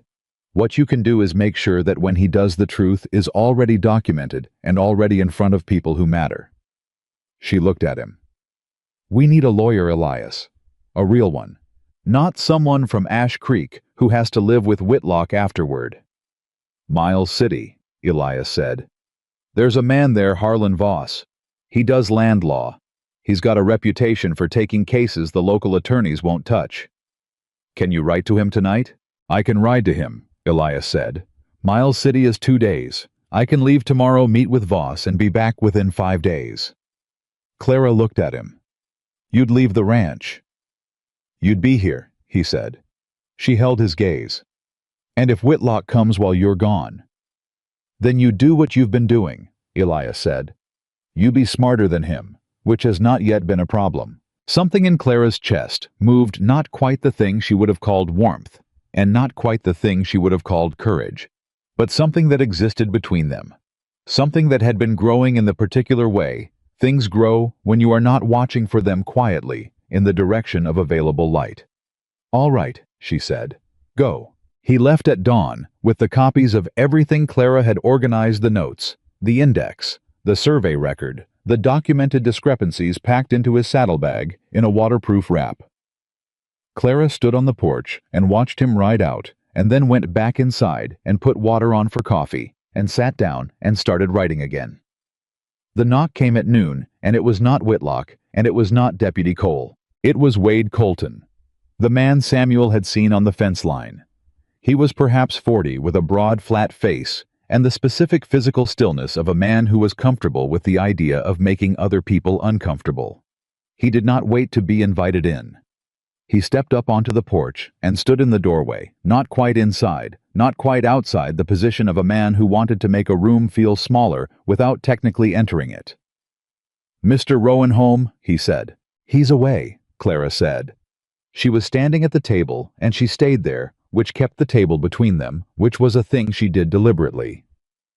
Away, Colton said, like he was tasting the word. Convenient. Is there something I can help you with? Clara said. Mr. Whitlock wanted me to check in, Colton said. Make sure everything was all right out here, especially with the ranch owner being away and all. His eyes moved around the kitchen the way Whitlock's had, but without Whitlock's social performance. Colton looked at things the way a man looks at things he is considering the value of. Young woman alone on a ranch, lots of things can go wrong. Clara looked at him. She understood this clearly and completely. This was not a check-in. This was a demonstration a man sent to stand in her space and let her understand physically, in the way that bypasses language entirely, that she was alone and that being alone had consequences. She picked up her pencil from the table. She wrote something on the top page of the index, the date, the time, the name, Wade Colton, and the words sent by Whitlock to intimidate arrived at noon, ranch owner absent. She wrote it clearly, visibly, in full view of Colton. He watched her write. His expression shifted. What are you doing? He said. Keeping records, she said pleasantly. I keep very detailed records. Ask anyone. She set the pencil down. I'll let Mr. Rowan know you came by. I'm sure he'll want to call on Mr. Whitlock to discuss the visit. Colton looked at her for a long moment. The flat assessment of a man recalibrating. You're a long way from Pennsylvania, he said. I am, Clara said. And yet here I am. He held her gaze for another moment. Then he stepped back off the porch. He walked to his horse. He mounted without looking back and rode out. Clara let out a slow, quiet breath. She sat down. She looked at what she had written on the page, the record of a threat, and she thought about Alice Garner keeping quiet for 6 years, and Margaret Rowan writing in a cloth-covered journal that no one had opened since she died, and she thought about 11 families and 15 years and a man who had built an empire on the certainty that no one was looking closely. She picked up the pencil. She kept writing. Samuel came back from town that afternoon with 2 things feed that they actually needed and a piece of information he had collected the way a careful person collects things without appearing to try. Mary Grange is telling people in town that you forged the survey record, he said.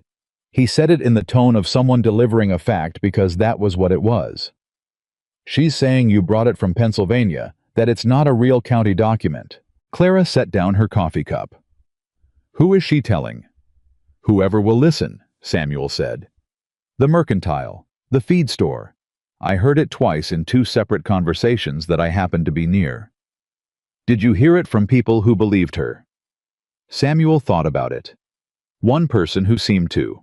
2 who seemed uncertain, like they were filing it away and waiting to see. Good, Clara said.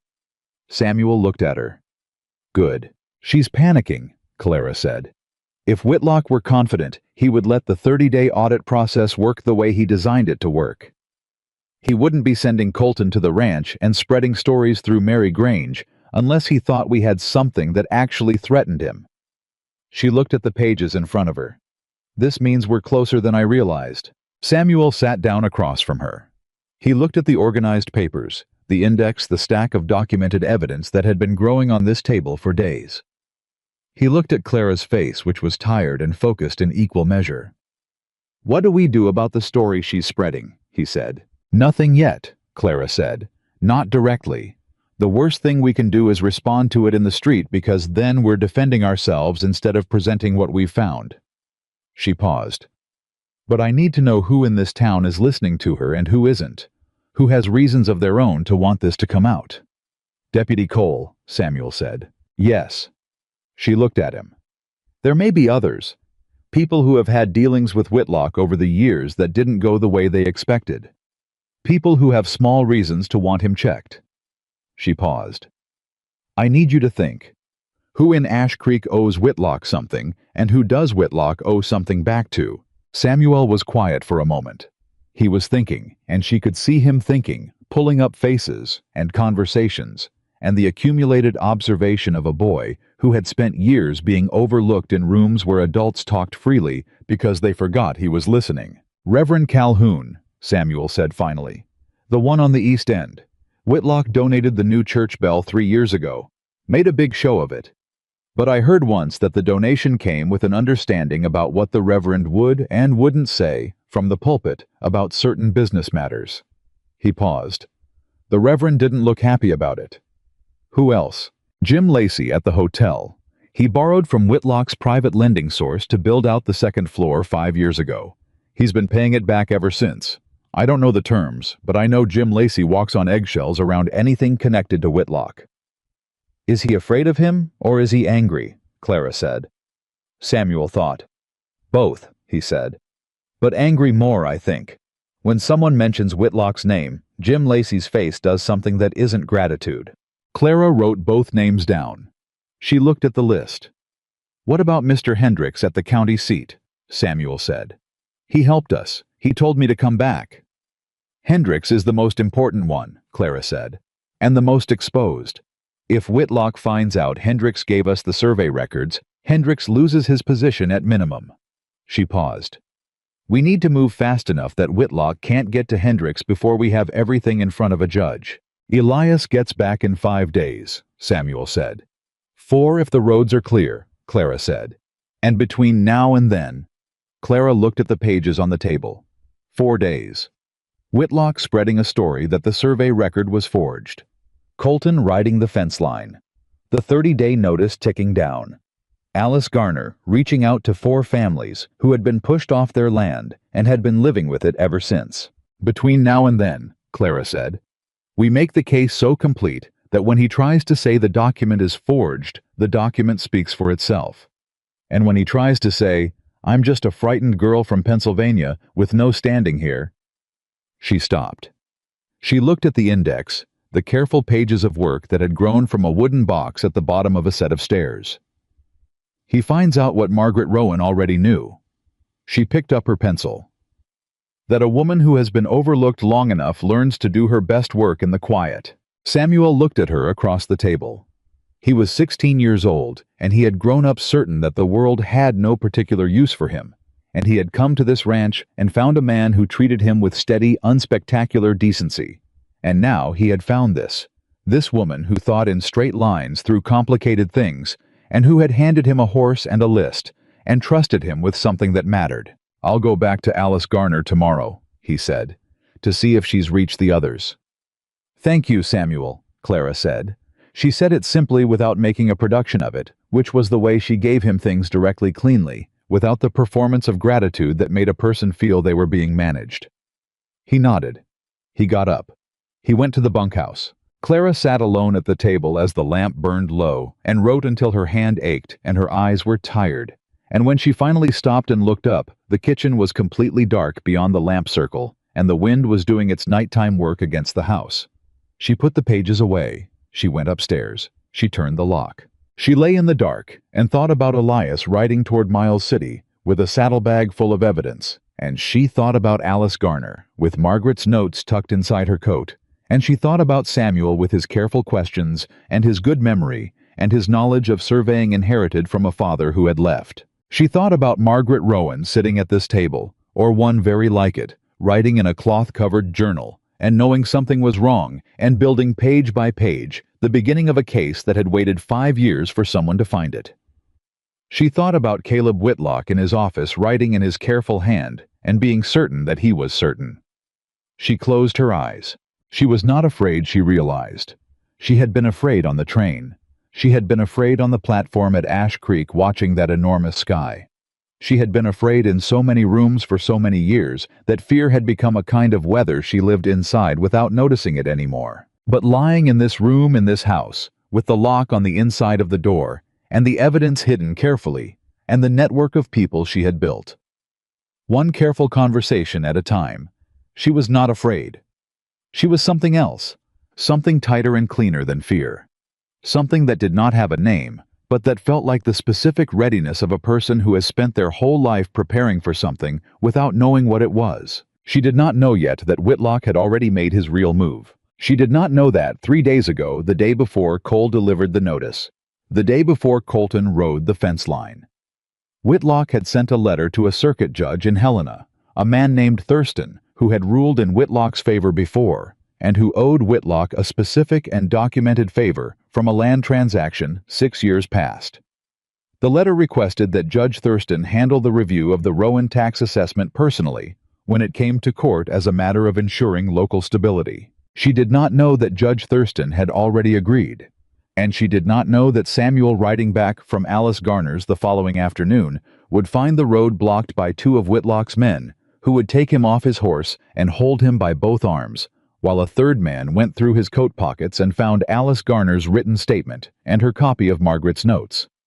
She did not know any of this, but she would know it all by sundown the following day, and when she did, the careful, methodical, patient strategy she had been building would have to become something else entirely, something faster, something more dangerous, something that left no room for the quiet she had learned to work inside of, because Caleb Whitlock had just made his first real mistake. He had put his hands on Samuel Carter, and that Clara Whitmore had not been prepared for the specific white-hot clarity of what she felt when Samuel walked through the door with dirt on his coat and a cut on his jaw, and the look on his face of a boy who had been reminded forcibly that the world had never intended to be kind to him. She had not been prepared for how much it mattered. She had not been prepared for the fact that somewhere in the past 3 weeks, without deciding to, she had started to love this strange, careful, prickly, overlooked boy, like he was something that belonged to her, like he was family, like losing him would cost her something she could not calculate. She crossed the kitchen in 4 steps and put her hands on his face and looked at the cut on his jaw and said his name once, just once, and the steadiness in her voice cost her every bit of control she had. "I'm all right," Samuel said. His voice was steady too, which cost him the same. "I know you are," she said. She dropped her hands. She stepped back. She breathed. "Tell me everything." He told her. And Clara Whitmore, who had burned a letter on a platform in Pennsylvania and come west with nothing and found something she had never expected to find, stood in the kitchen of a ranch in Montana Territory and listened to a boy describe being stopped on a road and robbed of the evidence they had worked for, and she felt the fear arrive at last. Not the old fear, the quiet weather of her childhood, but something sharper and more specific. Not fear for herself. Fear for all of them. And then underneath the fear, something else. Something that had been building since the first morning she had stood on this porch and watched that impossible sky come up gold all at once without apology. She was angry. And the anger, unlike the fear, had a direction. She sent a rider to Miles City that same night. Not Elias. Elias didn't know yet.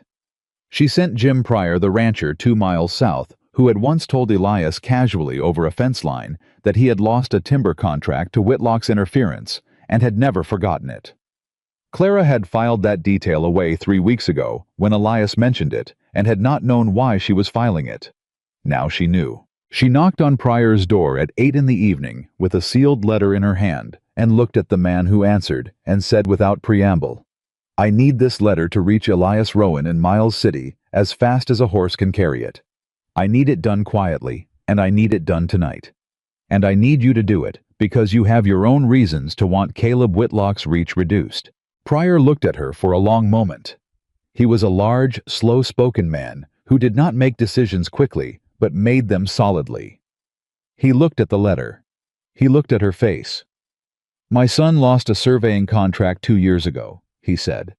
"Whitlock undercut him with his own man after my boy did all the preliminary work. We never could prove it was deliberate." "No," Clara said. "But I can prove 15 years of the same pattern, if I can get my lawyer here in time."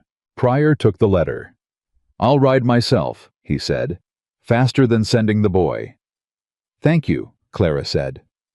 She walked back to the ranch in the dark and went into the kitchen and sat down across from Samuel, who had washed the cut on his jaw and changed his coat and was sitting at the table with the specific stillness of someone who was holding themselves together by staying very quiet. "What did they take?" she said. She had asked this already, but she needed to go through it again, methodically. "Alice Garner's written statement," Samuel said. "Her copy of Margaret's notes, the list of families I was bringing back." He paused. "Not the index. The index was here." "The original survey record." "Here. You never let it leave the house." "The account ledger." "Here." "Margaret's notes, the originals." "Here," Clara breathed. "Then they took copies," she said. "They took copies and they took a statement, but they don't have the originals, and they don't have the full index, and they don't have what Mr. Hendricks gave you the first time." She paused. "What they have is enough to know we are further along than they realized. That's why they took it, not to destroy our case, to understand how much of one we have." Samuel looked at her. "Does Alice Garner know they took her statement?" "Not yet." Clara stood. "I need to get to her before Whitlock does." "Clara." Samuel said her name in the tone of someone about to say something they know will not be well received. "It's dark. The road where they stopped me, they'll have someone watching it." "I know," she said. "I won't take the road." She was already getting her coat. "I'll take the south pasture fence line to the Pemberton property. It adds an hour, but it stays off every road Whitlock's men would watch." "I'll come with you," Samuel said. "You'll stay here," she said. "If both of us leave and someone comes—" She stopped, put her coat on, looked at him. "I need you here, Samuel.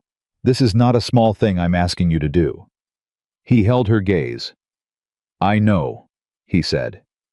He did not argue further, which told her everything about how much he had grown in 3 weeks from a boy who maintained distance as a survival strategy to someone who could hold a position because he understood why it mattered. She went out into the dark. She had never navigated that fence line at night.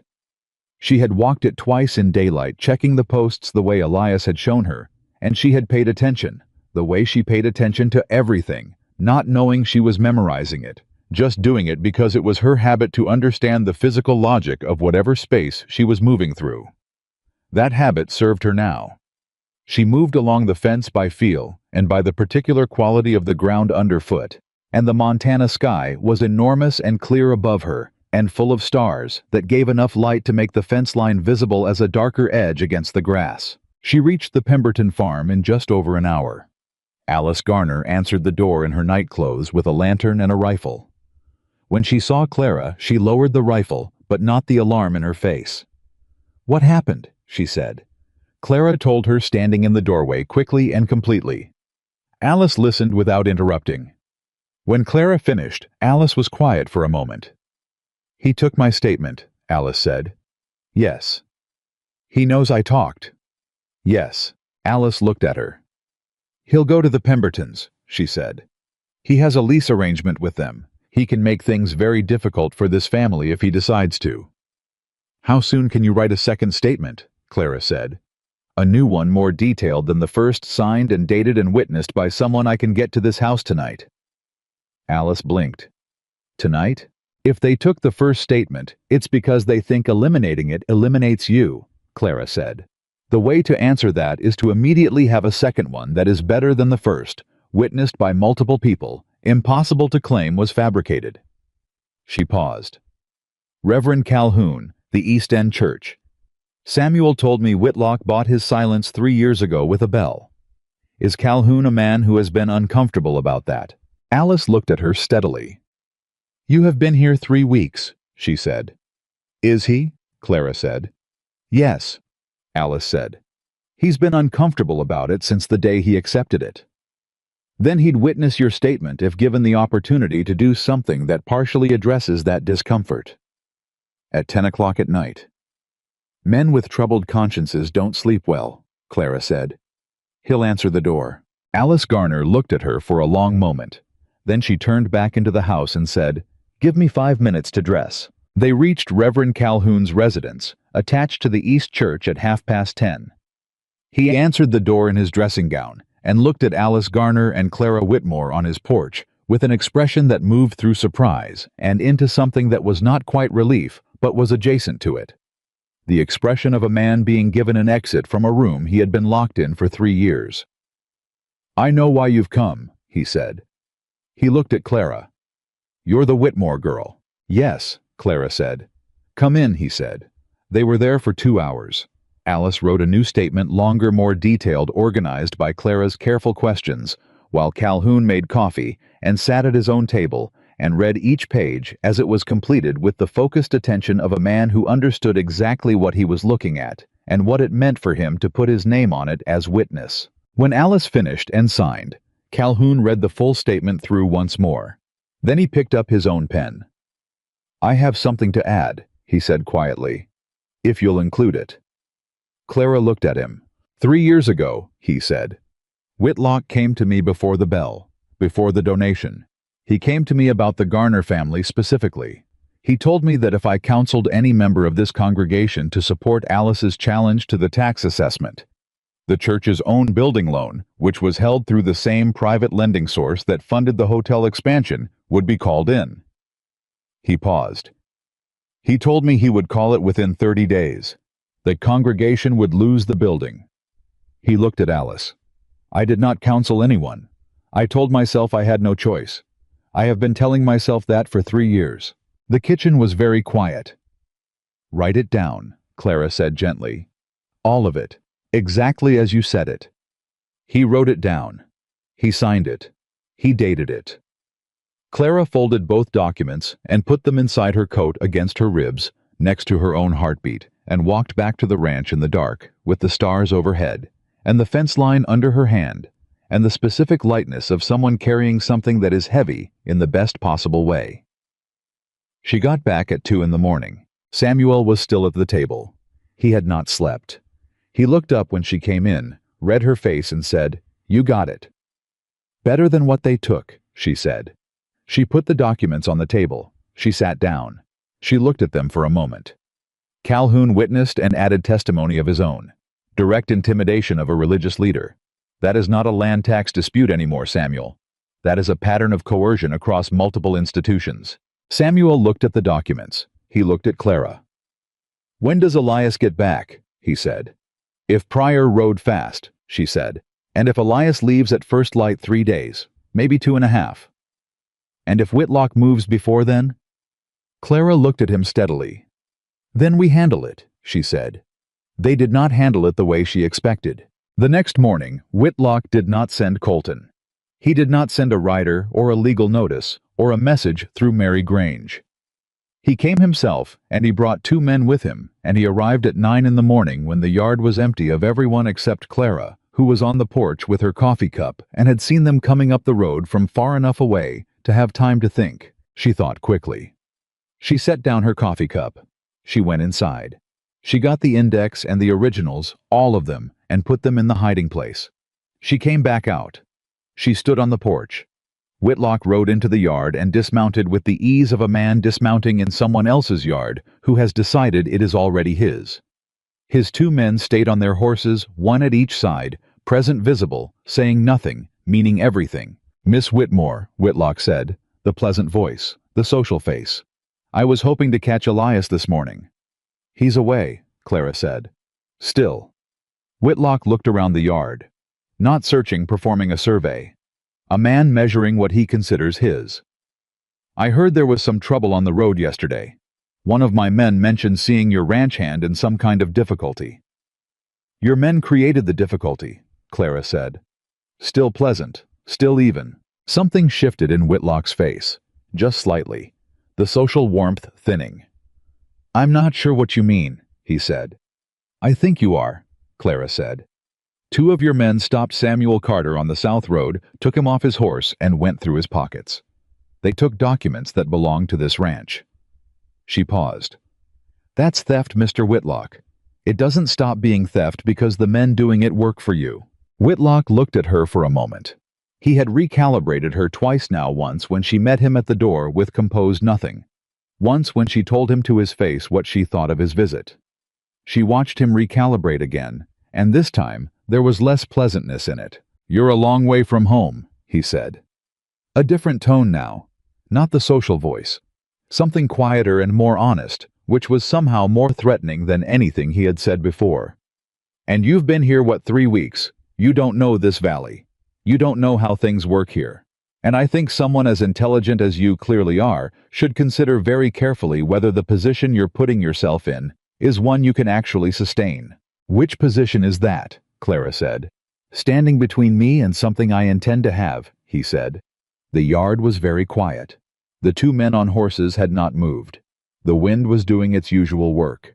A horse shifted in the corral. Mr. Whitlock, Clara said. She came down off the porch steps. She stopped at the bottom, which put her closer to him than she had been, which she did deliberately. I want to be honest with you, because I think you're a man who prefers directness when you're in private, whatever face you put on in company. She looked at him straight. You have been doing what you do in this valley for 15 years.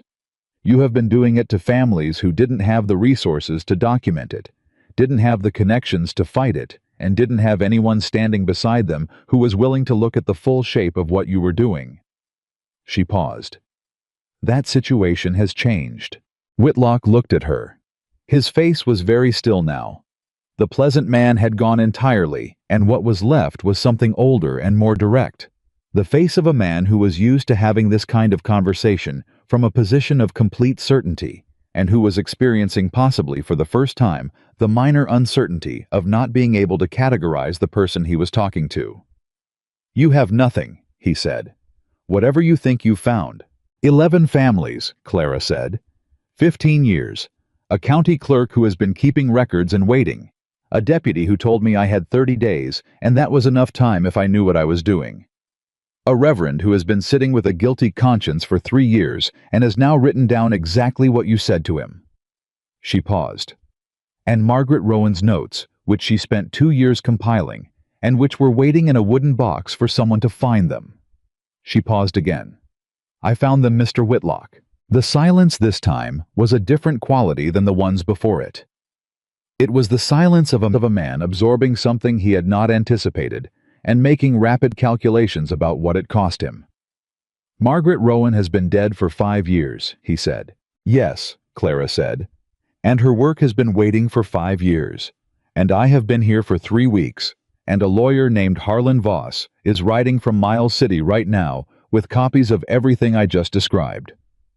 This was not precisely true, yet Voss had been contacted, but not confirmed. She said it the way she said things she intended to make true. "And Alice Garner has a new statement witnessed by Reverend Calhoun, describing in detail what was done to her family and what was said to the Reverend." She looked at him. "You took the first statement. You didn't make us afraid. You made us faster." Whitlock looked at her for a long time. "You are 18 years old," he said. "Not contemptuous, something more complicated than that. The statement of a man reckoning with a miscalculation." "Yes," Clara said. "I am." He put his hat back on. He had been holding it, she realized, for the last several minutes, which was unlike him. He looked at her one more time. She held it. He turned. He mounted his horse. His 2 men turned with him. He rode out of the yard without looking back, and Clara stood at the bottom of the porch steps and watched him go and did not move until the sound of hooves was completely gone. Then she sat down on the bottom porch step and put her face in her hands and breathed for about 30 seconds. Just breathed, felt the shake in her hands that she had not permitted to be there while he was in front of her. She let it happen now, privately, briefly. Then she lifted her head. She stood up. She went inside. She had work to do. Elias came back in 2.5 days, which meant Pryor had ridden hard. He came through the gate at midday with a man beside him who was perhaps 60 lean, with a face like old leather, and eyes that moved across whatever they looked at with the specific assessment of someone who had spent 40 years evaluating evidence and had gotten very good at knowing what mattered and what didn't. Harlan Voss. Clara met them in the yard. She looked at Elias, and he looked at her, and the entire conversation of the past. 5 days passed between them in about 3 seconds. Not words, not even exactly expression, but the particular communication of 2 people who had been thinking about each other from a distance and were now recalibrating the distance to 0. "You're all right," Elias said. Not a question. "I'm all right," she said. "Samuel's all right. Come inside. There's a lot to tell you." She told him everything in order completely. She told it with Voss at the table taking notes, and Voss asked 3 questions during the telling sharp specific lawyer's questions that went to the exact structural elements of the legal case, and each question Clara answered with the specific document or testimony that addressed it, and each time she did, Voss wrote something in his notebook and said nothing further. When she finished, Voss sat back in his chair and looked at the organized papers on the table, and then at Clara. "How long did it take you to build this?" he said. 3 weeks, she said. "You've organized this better than most trained legal clerks would have," he said. "The index alone, the way you've cross-referenced the testimony against the documentary evidence, that's not something most people know to do." "I kept accounts for 2 years, Clara said. "Everything is a ledger if you look at it right." Voss looked at Elias. "Where did you find her?" he said. "Pennsylvania," Elias said. There was something in his voice when he said it. Voss looked back at the papers. "The judge is the problem," he said. "Thurston is Whitlock's. I know his record. If this goes to him for the tax assessment review, he will find a way to resolve it in Whitlock's favor, regardless of what you have." He paused. "We need to get this in front of a different jurisdiction before Thurston has a chance to act. Which means we need to move this from a county tax dispute, which falls under Thurston's circuit, to a federal fraud and coercion case, which goes to the district court in Helena." "Can you do that?" Elias said. "With what she's built here," Voss said. He looked at the index again. "Yes, I believe I can. The Reverend's testimony alone, direct interference with a religious institution, documented coercion, that's federal territory. Combined with the pattern across 11 families, the altered county records, the physical intimidation of a minor." He looked at Samuel. "How old are you, son?" 16, Samuel said. They put their hands on a 16-year-old on a public road, Voss said. That's in the statement. In Clara's index, Samuel said. She wrote it down the night it happened. Voss looked at Clara. You wrote it down the night it happened. I keep detailed records, Clara said. I wrote it in front of Colton when he came to intimidate me, so he would know I was recording. I wrote it again that evening with the full detail. Voss made a sound that was not quite a laugh, but was in that direction. He picked up his pen. All right, he said. Here is what we are going to do, and we are going to do it in this order. He told them. It was specific, and it was fast, and it required 3 things to happen simultaneously, within the next 48 hours. And when he finished laying it out, the kitchen was quiet for a moment. Can we do all 3 in 48 hours? Elias said. We have to, Clara said. Because the next morning, Ash Creek got its twist. Mary Grange walked into the town meeting, a regular monthly gathering at the school hall that Ash Creek used to discuss community matters, and stood up in front of 40 people, and stated loudly, and with the confidence of someone who believed they were delivering the finishing blow, that Clara Whitmore had come to Montana with forged documents, that she had manipulated Elias Rowan's household for personal gain, and that the so-called evidence she had been presenting around town was fabricated by a girl with no standing, no family, and no honesty. Clara was in the meeting.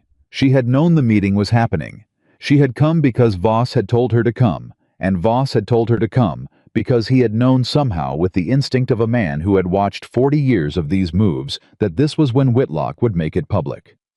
She sat in the 3rd row and listened to Mary Grange say every word, and did not move, and did not change her expression. When Grange finished, the room turned to look at Clara. Clara stood up. She did not raise her voice. She did not perform outrage. She stood up, and she spoke the way she had learned to speak at this table in front of Harlan Voss, who had told her, say the facts, say them in order, say them once, and let them stand. The survey record is certified by the county clerk, she said. His name is Mr. Hendricks, and he is prepared to testify to its authenticity in Federal District Court in Helena. A pause. The tax ledger discrepancy is documented by a receipt that Elias Rowan has held in a locked box for 8 years. The receipt shows the correct payment. The altered ledger entry was made by Gerald Pruitt, who also kept books for Caleb Whitlock's operation. Another pause. The testimony of Alice Garner, Ruth Caldwell Tom Briggs, and 7 other families who lost land in this valley over the past 15 years has been compiled, witnessed, and submitted to federal jurisdiction as of this morning. She looked around the room, and Reverend Calhoun has provided a signed witnessed statement describing direct coercion by Caleb Whitlock of a religious institution using a debt instrument as a threat against pastoral speech. She stopped. These are not my claims. These are documents. They exist. They have been submitted. Anyone who wishes to see them may speak to Harlan Voss, who is a land attorney currently present in Ash Creek and who is representing this matter in federal court. She sat back down. The room was very quiet. Mary Grange said, "She's lying." "Mrs. Grange," said Deputy Cole from the back of the room. His voice was clear and steady, and had the particular quality of a man who had been waiting for a specific moment and had recognized it arriving. "I delivered the tax assessment notice to the Rowan property myself. I have read the documents Miss Whitmore is referencing. They are not fabrications." He paused. "That is my professional assessment as a deputy of this county." Mary Grange sat down. Clara did not look at Cole. She looked straight ahead. But she felt something in her chest that was the specific warmth of being believed by someone who had nothing to gain from believing you except the satisfaction of the truth. Whitlock was not at the meeting. He had not come. And his absence in a room where his name was being said, this many times in this many ways, was itself a kind of answer. The absence of a man who had realized sometime in the past 48 hours that the ground had shifted under him, and that being present for this particular moment was not to his advantage. After the meeting outside in the afternoon air, people came to Clara. Not all of them, but enough. Jim Lacey from the hotel, who shook her hand and said nothing, but whose grip was firm and deliberate. A woman she had seen in the mercantile who said her brother-in-law had lost a timber contract and had always believed it was not an accident. Two ranchers from the North Valley who had had dealings with Whitlock's lending operation and had always felt the terms were not what they'd been told. One by one, not a flood, a river starting to run. Elias was waiting for her when she came out. He was standing at the edge of the crowd, not pushing through it, letting the people come to her, and when the last of them had gone, and it was just the two of them on the dusty street, he looked at her with the expression she had been learning to read since the wagon ride from the station. "You were afraid in there," he said. "Not accusation, knowledge." "Yes," she said. "Nobody could tell." "I know. I've had a lot of practice." She looked at him, the afternoon light on his face, the weathered, steady, unhurried face of a man who had given her a room with a lock and a choice and an account book and let her find her own way toward something worth fighting for. Elias. He filed the notice because he thought he had time. He sent Colton because he thought intimidation would work. He sent Mary Grange today because he thought destroying my credibility would stop this. She paused. He has been wrong 3 times. When do you think he stops being wrong and starts doing something we aren't expecting? Elias was quiet for a moment. Voss thinks within the week, he said. Once the federal filing is confirmed, Whitlock's local leverage disappears, and he knows it. He'll make a move before the filing is confirmed. What kind of move? The kind he doesn't send someone else to make, Elias said. They looked at each other on the street, and the afternoon moved around them, and Clara thought about a man who had been certain for 15 years, and was now for the first time not certain. Then we don't give him the week, she said. We give him 2 days. Voss files tomorrow. We get confirmation before Whitlock has time to act. She looked at Elias steadily. Can Voss do it that fast? I'll ask him tonight, Elias said. Tonight, she confirmed. He looked at her for a moment more, then quietly in the voice he used for things he had been deciding whether to say, I need you to know something. She waited. When I got Pryor's message in Miles City, when I understood what had happened while I was gone, what you had done. He stopped, started again. I rode back faster than I have ridden anywhere in 5 years, he said. Not for the land, not for the case. He looked at her. For you. Because I needed to see that you were all right with my own eyes. Because somewhere between the account book and the root cellar, and the way you talked to Samuel, and the way you burned that letter before you ever got on the train. He stopped again. His jaw was tight. I am not good at saying things like this. You're doing fine, Clara said quietly. I need you to know that whatever happens with the land, he said, whatever Voss files, and whatever judge sees it, and whatever Whitlock does in the next 2 days, you are not a strategy to me. You are not a solution to a problem. You are, he breathed. You are the reason the house stopped being quiet, he said. And I don't know how to go back to quiet now. I don't think I could. Clara looked at him on the dusty street of Ash Creek, with the afternoon going gold around them, and felt the truth of what he was saying. Land in her chest, like something that had been meant to be there, and had finally arrived.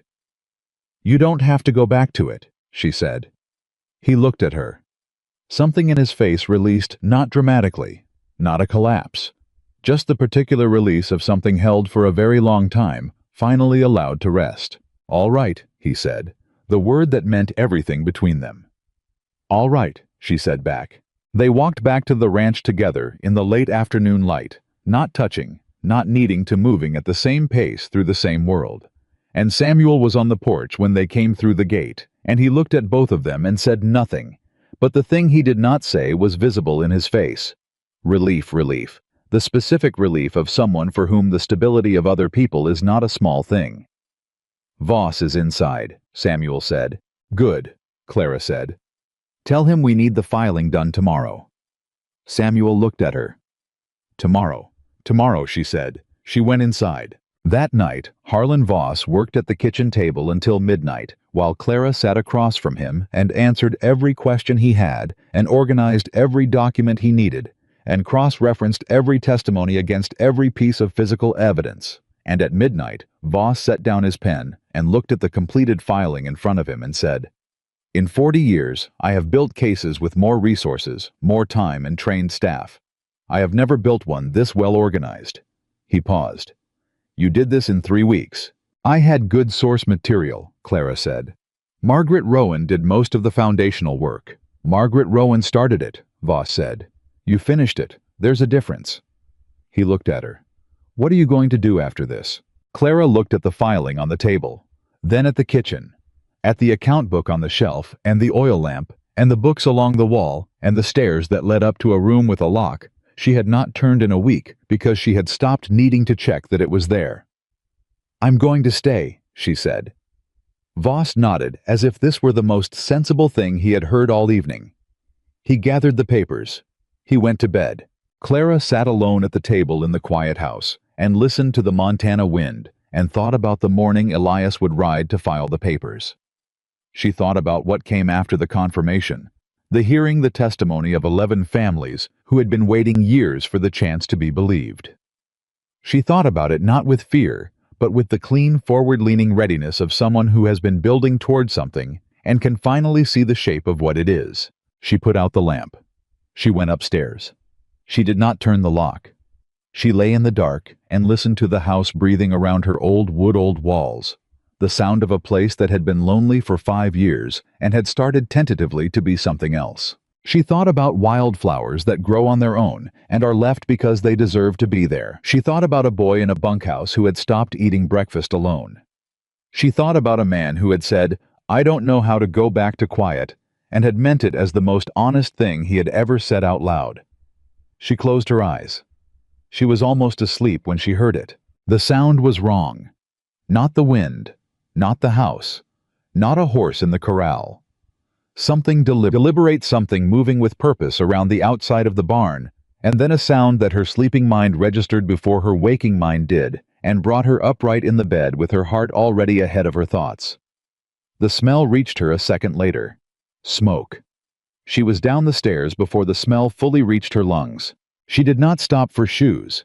She did not stop for a coat. She hit the bottom of the stairs and turned for the kitchen and grabbed the 2 buckets by the back door and was through it before she had consciously decided to move, running on the pure animal knowledge that fire in a barn means horses, and horses cannot open their own doors. The barn was not fully caught yet. One wall, the south-facing one, had the fire climbing it in a thin line, deliberately set low. The kind of fire a man starts when he wants something to burn slowly enough that he is gone before it is noticed. She understood this in half a second and used the understanding. She had time. Not much. Enough. She got the barn door open and went in, and the horses were already moving, already pushing against their stalls with the specific terror of animals who know what fire means in a way that bypasses all other instinct. She got Elias's bay out first.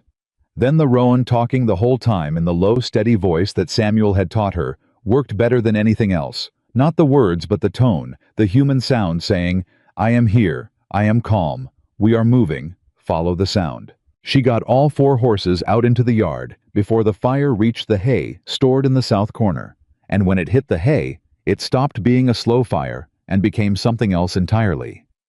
She stood in the yard with 4 horses pulling at the ropes she'd looped around her arm and screamed for Elias. Howe was already coming out of the house.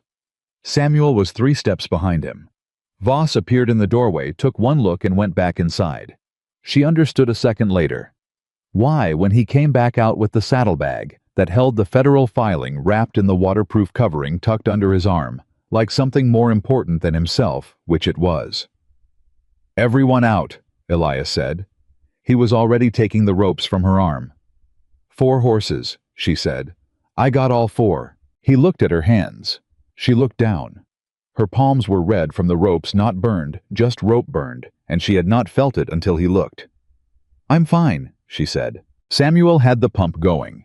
He and Voss worked it together, and the water hit the barn wall, and the fire hissed and fought back, and the 4 of them worked through the next hour, in the particular focused silence of people doing what needs doing without discussion, because there is no time for discussion, and they all understand this equally. By the time 2 neighboring ranch hands rode in, Pryor and his son, who had seen the light from 2 miles off, the fire was contained. The south wall was gone. The rest of the barn stood. The horses were unhurt.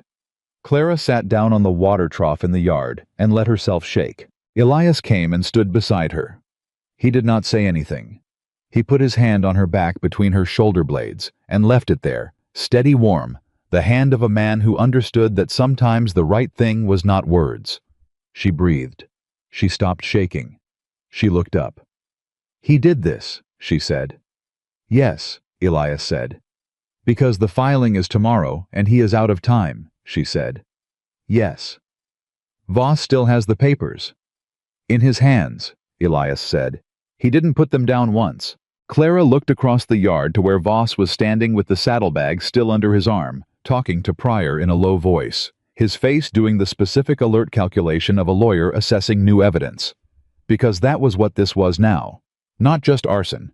Evidence. One more piece of the pattern. One more thing documented witnessed added to the case. "This helps us," Clara said. Elias looked at her. "The barn is half gone." "I know," she said. "And 2 men from a neighboring ranch saw it burning and came. And tomorrow Voss files and the arson is part of the federal complaint." She looked at him. "He tried to frighten us off the land the night before the filing. That is not the action of a man who thinks he is going to win through legitimate process." Elias looked at her for a long moment, the gray eyes in the firelight steady reading her. "You figured that out while you were shaking," he said. "I figure things out when I'm scared," she said. "I always have. It's what my family called thinking too much." He looked at her for another moment. Then very quietly, "It's what I call the thing that is going to save this ranch." She held his gaze, the warmth of his hand still between her shoulder blades, the night around them going cool, the fire smell in everything, the horses settling in the corral where Samuel had moved them, the stars overhead doing what Montana stars did, everything everywhere without apology. "Go to bed," she said. "What's left of the night. I'll take first watch." "Clara, I'm not going to sleep," she said simply. "And one of us should. You're riding to the county seat at first light." She looked at him steadily. "Go." He went. But before he did, he looked at her one more time, in the way he had the look that said things he had not yet found the words for, and that she had learned to receive without looking away. She sat watch until dawn. Deputy Cole arrived at the ranch at 7 in the morning, before Elias had returned from the county seat, before Voss had finished his coffee, and before Clara had slept a single hour. He came alone, which told her something. A man acting on official orders from Whitlock's connections would have brought someone with him. A man acting on his own conscience came alone. "There's been a complaint filed," Cole said. He was standing in the kitchen doorway, hat in his hand. "Against Whitlock, by me. Last night after I saw the fire from the road." He paused. "I document the things I see, Miss Whitmore. Same as you." Clara looked at him across the kitchen. She was very tired, and her hands still ached from the rope burns, and the smell of smoke was in her hair, and she thought she had never in her life been so glad to see another person. "Sit down, Deputy Cole," she said. "There's coffee." He sat down. He wrapped both hands around the cup she gave him. He looked at the table, at the clean space where the documents had been now filed, now gone to where they needed to be. "Judge Thurston has been notified of the federal filing," Cole said. "He won't be able to touch the tax assessment case now. It's out of his jurisdiction the moment the federal court accepts it." He paused. "The federal court accepted it at 6:45 this morning." Clara set down her own cup. "How do you know that?" "Because I was there," he said. "I rode to the county seat last night after I saw the fire, and I added my own statement to Voss's filing. Witness to intimidation. Witness to the altered notification process. Witness to the arson." He looked at her. "And I brought something else. Something I have been holding on to for 2 years because I didn't know what to do with it." He reached into his coat and set a folded document on the table. Clara picked it up. She unfolded it. She read it. It was a letter. Written by Gerald Pruitt, 18 months before he died. Written apparently to no one in particular, or to whoever found it, which was the same thing. It described in the careful language of a man who knew he was confessing exactly what he had done to the ledger records of 6 ranches in the Ash Creek Valley at Caleb Whitlock's direction, and why he had done it, and what he had been paid, and what he had been threatened with when he suggested stopping. "Where did you find this?" Clara said. Her voice was very controlled. "In Pruitt's effects after he died," Cole said. His wife gave me his papers to sort through for anything legally relevant. This was in an envelope at the bottom of a box. He paused. I've been sitting on it because I didn't know who to trust with it, and because I was... He stopped. His jaw tightened. Because I was afraid, he said, of what Whitlock would do if I moved against him with one document and nothing else. I needed someone to build the rest of it before I could bring this out. Clara looked at the letter. She looked at Cole. She thought about a chain of people Margaret Rowan writing in a cloth journal, Alice Garner sending letters across 2 years, Mr. Hendricks keeping records and waiting, Cole sitting on a confession letter for 2 years, all of them holding pieces of a thing, all of them waiting for someone to put the pieces together. All of them waiting in their different ways for someone to walk into this valley and be foolish enough or brave enough or simply desperate enough to look directly at what everyone else had learned not to see. She had come west terrified. She had come with nothing but a burned letter and a suitcase, and 18 years of being told she thought too much. Thank you, she said to Cole. She said it the way she gave things to Samuel directly without performance. For all of it. For the 30-day warning. For the filing. For this. Cole looked at his coffee cup. It was the right thing, he said, as if it were simple. Elias came back at noon. He came through the door and stopped when he saw Cole at the table, and then looked at Clara's face and read it in the way he read everything quickly, accurately, without needing it explained. It's done, he said. It's done, she said. Federal filing confirmed. Pruitt's confession letter added to the evidence. Cole's testimony filed. She paused. It's done, Elias. He stood in the doorway for a moment. He took his hat off. He set it on the hook by the door, which was the most ordinary gesture in the world, and which in that moment meant something that neither of them could have described precisely, but that both of them felt completely. He sat down at the table. Clara poured him coffee. She sat across from him.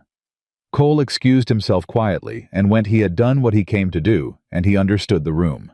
They sat in the kitchen that smelled of smoke and morning, and the particular quiet of something finished. Margaret would have liked you, Elias said.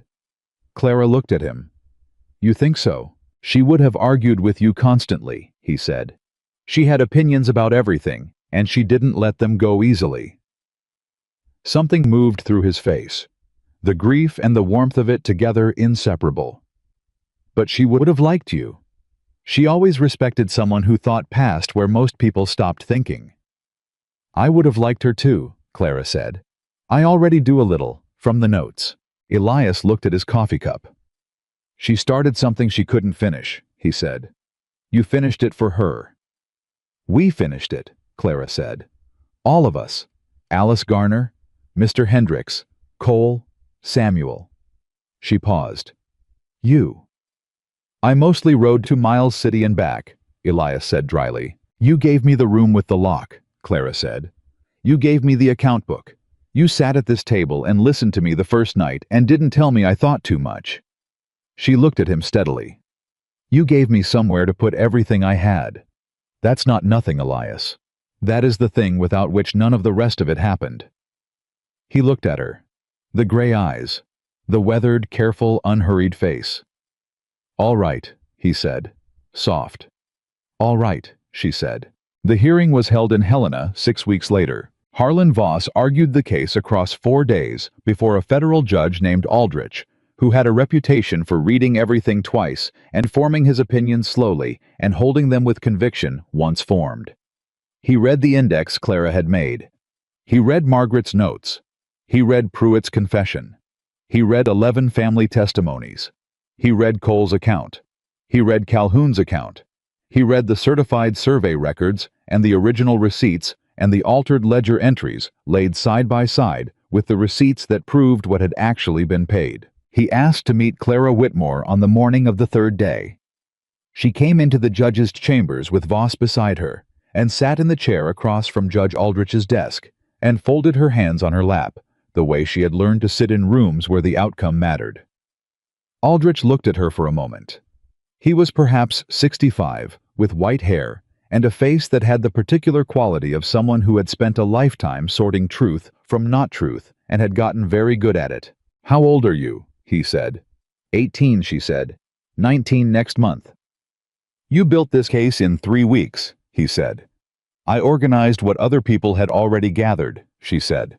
Margaret Rowan built the foundation 2 years before I arrived. I built the index. Don't minimize the index, Aldrich said. He had a copy of it on his desk. I have seen professional legal clerks who couldn't organize evidence this clearly. He paused. Where did you learn to think like this? My family told me I thought too much, she said. So I kept doing it. Aldrich looked at her for a moment. Something moved through his face that was not quite a smile, but was the precursor to one. All right, Miss Whitmore, he said. Go back to your seat. I've seen what I needed to see. On the 4th day, Judge Aldrich issued his ruling. The Rowan land title was confirmed free and clear. The tax assessment notice was invalidated. The altered ledger records were entered into evidence of a criminal fraud scheme. 6 of the 11 affected families were awarded compensatory damages from Whitlock's assets. A criminal referral was made against Caleb Whitlock for fraud, coercion, and destruction of property. The barn documented and witnessed the final piece of a pattern that Aldrich described in his ruling as systematic, deliberate, and conducted with the specific intention of destroying the economic stability of families in the Ash Creek Valley over a period of no less than 15 years. Whitlock's lawyer tried twice to interrupt the reading of the ruling. Aldrich looked at him both times with the expression of a man who had not become a federal judge by being interrupted and said both times, "Sit down, counselor." Clara sat in the 4th row of the Helena courthouse and listened to the ruling read out and felt each piece of it land, like something she had been carrying, being set down one weight at a time, until by the end of it she was the lightest she had been since she stepped off a train at Ash Creek Station 6 weeks ago and looked up at a sky that had no end. Beside her, Alice Garner was crying. Not dramatically, Alice was not a dramatic woman. Just quietly, with her hand pressed to her mouth and her eyes very bright, the cry of someone who has been holding something for a very long time and has finally been told they were right to hold it. Clara put her hand over Alice's. Alice turned her hand over and held on her other side. Elias sat straight and still and said nothing until the ruling was fully read and the gavel came down. Then he exhaled. One long, slow breath. The breath of a man who has been fighting something for 8 years and has just been told he can stop fighting. He turned and looked at Clara. His face was doing the complicated thing it did when he felt something more than he had words for. She looked back at him and held the look and did not need to say anything because the account book and the night with the fire and the wagon ride from the train station were all inside the look, all of it together, the whole 3 weeks that had changed the shape of everything. Samuel was in the row behind them. When Clara turned around, he was looking at his hands. She reached back and put her hand on his shoulder briefly, just briefly, and he looked up and nodded. Once, the nod of someone absorbing something that mattered and choosing not to break it with speech. She nodded back. Whitlock was arrested 3 days later at his office on the main street of Ash Creek. Cole did it himself with 2 deputies from the sheriff's office, and the arrest was made without drama because Whitlock had run out of moves and he understood it. He walked out of his office in the middle of the morning when the street was busy and people were watching, and what Clara heard afterward from 3 different people who had been there was that he had not said a single word. He had simply put on his hat and walked out with the deputies and gotten into the wagon and gone. The silence of a man who had nothing left to say. That afternoon, the main street of Ash Creek was louder than Clara had ever heard it. People who had been careful for years were suddenly not careful. Jim Lacey came out of his hotel and stood on the porch and talked to his neighbors. Reverend Calhoun held an impromptu service at his church that was not really a religious service, but was the kind of gathering people have when they need to be in the same room together and say true things out loud. The Brennan family who ran the mill came into town for the first time in months and shook hands with people they had been avoiding because Whitlock had positioned them carefully on opposite sides of various disputes. Clara stood on the street and watched all of this, and felt the particular satisfaction of someone who has seen a thing clearly and worked toward it and lived to see the working arrive at its intended place. Elias stood beside her. "It won't fix everything," she said. "The families who left the territory, some of them are gone for good. What was taken can't all be returned. No, he said. But some of it can. And the rest of it the way it's been done here quietly and systematically, that stops today. She looked at the street. At Ash Creek, going about the particular business of a community that has just had something heavy lifted off it and is not yet sure how to move in the new lightness. Where does Wade Colton go? She said. And Mary Grange. And all the people who were part of how this worked, not the architects of it, just the people who carried it. Some of them will be all right, Elias said. Some of them will carry it for a long time. And Thurston, the judge. Voss filed a separate complaint against him 2 days ago, Elias said. That process will take longer, but it's filed. Clara nodded. She thought about justice as a thing that moved slowly and imperfectly and was still worth moving toward. She had not believed that once. She had believed that the machinery of the world was arranged against people like her, people with no family and no money and no connections, and that the best a person in that position could do was survive the arrangement quietly. She did not believe that anymore.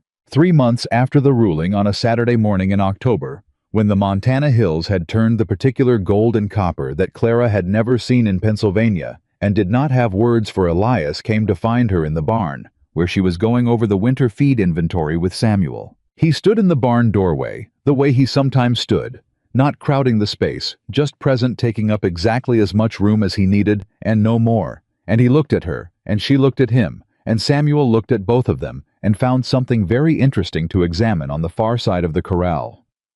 I have something to ask you, Elias said. Clara set down her pencil. She waited. Not in the way you might think, he said. I'm not asking you to do anything for me. I'm not asking you to fill something or fix something or become something the ranch needs. He paused. I'm asking you a question, and I want you to know that either answer is the right answer, because the right answer is yours to give. She held his gaze. Do you still choose this life? He said. Not will you marry me. Not the language of transaction of arrangement of a girl being placed somewhere useful. The language of a man who had understood from the first wagon ride that the only thing worth having was the thing freely given. Clara stood in the barn she had helped rebuild in the ranch. She had helped save in the valley she had come to terrified and had learned to love, and she thought about an 18-year-old girl on a train platform, striking a match against an iron post and burning the last letter from a family that did not want her. She thought about the lock on the inside of the door, about account books and grain bins and root cellars, about Margaret's notes in a wooden box, and Alice Garner's hand turning over to hold hers in a Helena courthouse, about a boy who had stopped eating breakfast alone, about an impossible sky that went from one edge of the world to the other without asking permission. She thought about what it meant to choose something, not because you had no alternative, but because it was the thing you would choose with every alternative available. Yes, she said. I choose it. Elias breathed. Just once, just slightly deeper than the ones before it, the breath of a man who has been hoping for something and has just received it. Good, he said. And in his voice was everything the 5 quiet years, and the account book, and the wagon ride, and the way he had stood in the hall of the courthouse, and exhaled when the gavel came down, and every cup of coffee, and every evening at the table, and every morning that the house had been a little less quiet than the one before. They were married on a Friday in November in the East Church, where Reverend Calhoun had finally said what he actually believed from the pulpit for the first time in 3 years, and had found that his congregation was not diminished by honesty, but enlarged by it. Alice Garner sat in the front row with her husband, who had come back into his own eyes in the months since the ruling, the eyes of a man who had had something restored that he had stopped hoping would be restored. Samuel stood beside Elias and wore his good coat and kept his face carefully neutral all the way through the ceremony, except for the moment at the end when Clara turned and looked at him with the specific look she reserved for him. Not mother, not sister, but the look of someone who had chosen him, and his face did the thing it did sometimes now, the thing that was not quite a smile, but was entirely happiness. The celebration after was held at the ranch in the yard that smelled like cold air and pine, and the particular clean smell of Montana winter coming in off the hills. People came who had not come to anything together in years. Jim Lacey brought bottles from the hotel. The Brennan family brought their fiddle player. Pryor and his son came and shook hands with ranchers they had not spoken to because Whitlock's careful management of grievances had kept them separate. Alice Garner found Clara near the fence line in the early evening when the party was loud enough that two people could talk without being overheard. "I wrote to the Caldwell family last week," Alice said. "Ruth is thinking about coming back to the valley." "Good," Clara said. "And the Briggs boy Tom's youngest, he's looking at the north parcel, the one that went to auction after the ruling." Alice paused. "He can't afford it yet, but he's looking." "Tell him to come talk to me," Clara said. "About the books. About how to structure the purchase." Alice looked at her. "You'd do that?" "Of course," Clara said. Alice was quiet for a moment. She looked at the yard, at the people and the light and the fiddle starting up somewhere behind the barn. She looked at Clara. "Margaret would have—" She stopped, started again. "She would have been glad," she said, "that someone finished it, and that it was someone like you." Clara looked at the fence line, at the wildflowers that were gone now in November, dried and brown, but whose roots were still in the ground and would come back in spring the way they always did, unplanted, untended, impossibly persistent. "I'm glad it was me too," she said. Later, when the party had wound down and the neighbors had gone and Samuel had fallen asleep in the chair by the fire in the way of someone too young to admit they are tired and too stubborn to go to bed, Elias and Clara stood on the porch in the cold, clear night with the Montana stars doing their endless, unapologetic work overhead. "Next spring," Clara said, "I want to write to the families, all 11. Whether they can come back or not, I want them to know what Margaret built for them. I want them to know her name." "We'll write to them together," Elias said. She turned and looked at him. This man. This quiet, plain, careful man who had handed a frightened girl a room with a lock and a choice, and had asked for nothing in return except the right to be honest, and the right to build something slowly, and the right to call what grew between them by its true name when they were both ready. "I came here terrified," she said. "I know," he said. "I thought I was coming to survive," she said. "I didn't know I was coming to live." He looked at her. His hand found hers in the dark, simply without ceremony, the way he did everything because it needed doing, and he was there, and there was no reason to make it into something other than what it was. "You were always going to live," he said quietly. "You just needed somewhere that didn't get in the way of it." She turned back to the sky. The impossible, enormous, unapologetic sky that had terrified her the first time she stood under it, and that she had come over the months to understand as the most honest thing she had ever seen. It did not pretend to be smaller than it was. It did not arrange itself for anyone's comfort. It simply was what it was, completely and without apology, from one edge of the world to the other. She understood it now in a way she had not before, because she was what she was, finally, completely without apology. A woman who thought too much and kept meticulous records and burned letters on train platforms and found evidence in wooden boxes and learned to navigate fence lines in the dark and loved a quiet cowboy who gave her a room with a lock and asked her 3 months later if she still chose this. She had chosen it. She chose it still. She would choose it every morning. She woke up in this house, in this valley, under this sky for the rest of her life, and the choice would never feel like less than it did in the first moment she made it, because a choice made freely does not diminish with repetition. It deepens. It becomes something you are rather than something you did. The girl who had come west terrified had become a woman who stood in the dark with her hand in a quiet man's hand and looked at an impossible sky and felt for the first time in her life, and without qualification, that she was exactly where she was meant to be. She had not been rescued. She had not been saved. She had been given a room and a lock and a choice, and she had done the rest herself, and the doing had made her into someone she recognized and was glad to be. That was the only kind of home worth having. The kind you build with your own hands, in a place where someone finally had the sense to get out of your way and let you build it. Clara Whitmore. Rowan stood under the Montana stars and breathed in the cold, clean air of her own life, and she was